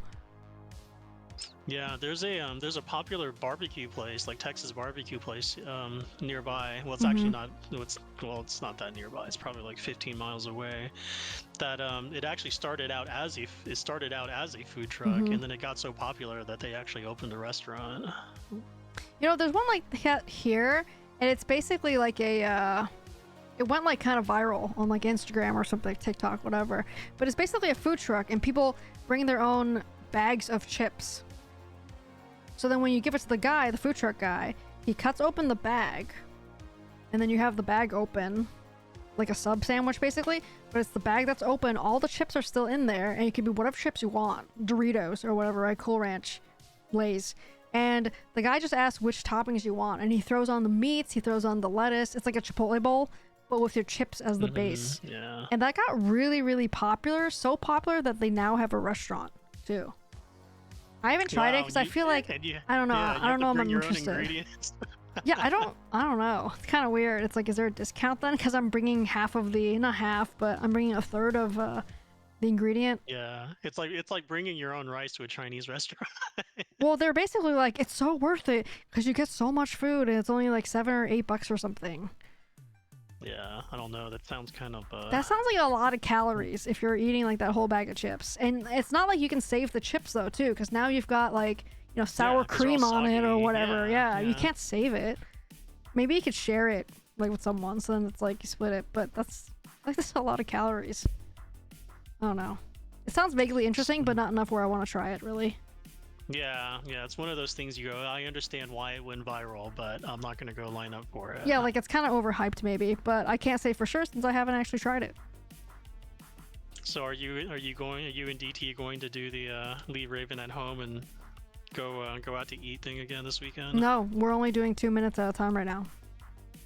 Oh, really? So you're not gonna? Oh, Nope. okay. No, we stopped doing that. Yeah, we didn't. We did it 2 weekends in a row, so now we're just doing daily, but very short. Like I think it's best to do more frequent times, but shorter times, versus once a week and like a really long time. Like it's more beneficial for her to do shorter, frequent sessions. So every day after dinner, we leave her at home for like 2 minutes. Yesterday, we swapped it up and did it at lunchtime instead. And I feel like she was like, oh, okay, it's this thing again. Like she's kind of learned that, okay, this is a thing now. So hopefully it kicks in her mind that she's like, okay, when these people leave, when they say the phrase, which is, I'll be right back. And she learned that from like day 2 of having her. That if I say that, that means I'm going somewhere without her. So I feel like she's learned, like hopefully she'll start learning that when we say that, it means that we're going to come back. Because who knows what happened to her before when we had her, right? Maybe these people left the house, like left her at home at their house, and didn't come back for 10 hours, right? I have no idea what they did. So maybe she's really scared of being home alone by herself. And if you think about if it's like a little kid, like a 3-year-old, a 4-year-old, they actually would probably be really scared if they were at home by themselves with no sounds, no people, right? I feel like I kind of see it from that perspective. Yeah. And like all you know is like you're always with your mom and your dad, and then all of a sudden they dump you at home for hours. Like, oh my god, that's scary. It is scary. So I could totally see it. So we're just kind of hopefully very slowly trying to desensitize her to us leaving. Yeah. Well, if you're like my friend Dan, my friend Dan, just give the dog an iPad and he'll be just fine. I mean, you just have to expect that he'll say drink Prime when you get home. They just cut the bag and throw whatever toppings on. Doesn't sound that food safe with warm meat in the OG bag. More plastics and chemicals in the food. I don't know. I didn't think about it that way. Like, what happens if the food is warm or hot? Does it interact with the chip bag, like the tinfoil chip bag? Because it's probably not meant for hot food on it. I don't know. Maybe the food's not hot. But then it's like, well, I don't know. Like I said, it went viral. Right, exactly. The chip bag isn't meant for that. Yeah, for sure. But like, is it okay to do it? I don't know. I mean, they opened a restaurant, so I Yeah. seem like nobody sued them. Nobody died, Yeah, probably. no kidding. Yeah. I don't know. I mean, like, I mean, I'm not really that plugged in, right? But I can confidently say, at least for the things that go viral on YouTube, the vast majority, I want to say at least 2/3, like 1/3 of it is kind of cool, and then and of that, like 10% is like really, really cool, right? But then the large majority of stuff that goes viral It's is trash. pretty crap. Like, really? Like, who cared about this kind of thing, right? Hit or miss, really. I would say no. Yeah. Sounds like stupid TikTok. Oh, like I said, I feel like it's probably overhyped. I kind of actually just want to try it, just to try it. I don't know. Like I said, they have a restaurant now. They've upgraded to a restaurant. So people must still enjoy that. And they haven't died from the cancer they get from the chip bag yet. So no one's suing them or anything weird. When I moved to Portland, when I first moved to Portland, that was like what, 9 years ago or something like that. I remember going, food trucks are a big thing in Portland, right? And so when I first moved there, I was like, oh hey, yeah, I'm gonna go check out these food trucks, right? And it's the very first time that I ever paid like $15 for an artisanal PB and the PB Oh my and god, J I remember sandwich. this actually. Yeah, I remember this. Yeah, and it was like, Like a yeah, toasted so peanut butter and jelly or something. yeah, it was like on like really, really thick like challah bread, and then like it had pickles in it, and then yeah, it was, yeah. No, at that time I was just kind of like, huh, okay.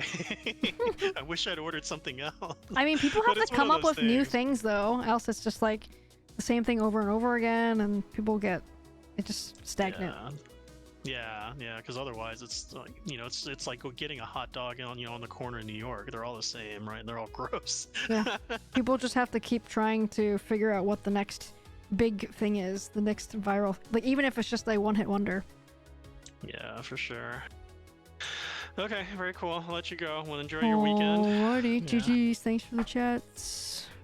Do you, Cool. All right. do you still have Fortnite installed?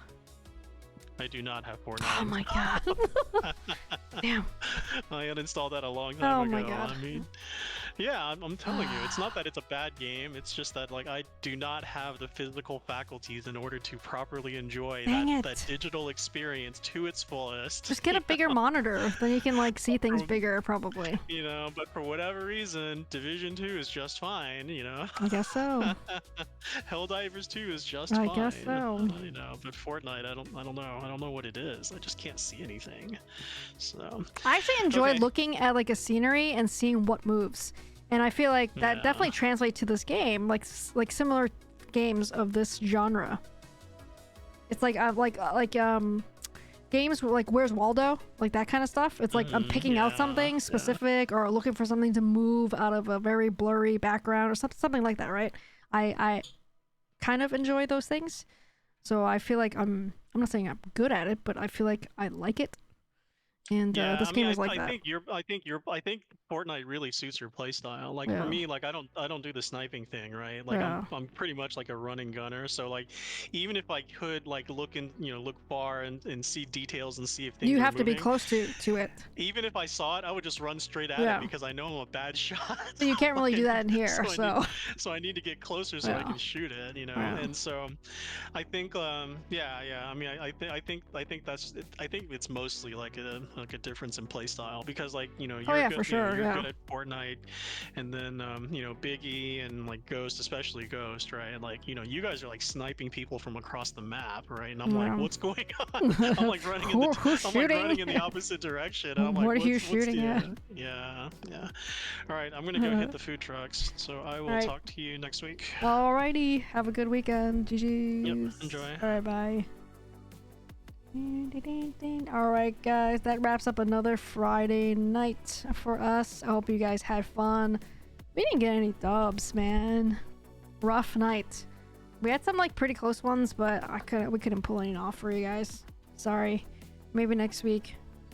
But we are getting close to this skin, the Squibbly Dread Punisher Squibbly. He looks cool. I like him. But alright guys, have a great night. Enjoy your weekend. We'll be back here on Tuesday. I hope to see you guys then. Thank you for your support and choosing to spend your time here with us. Love you all. Bye.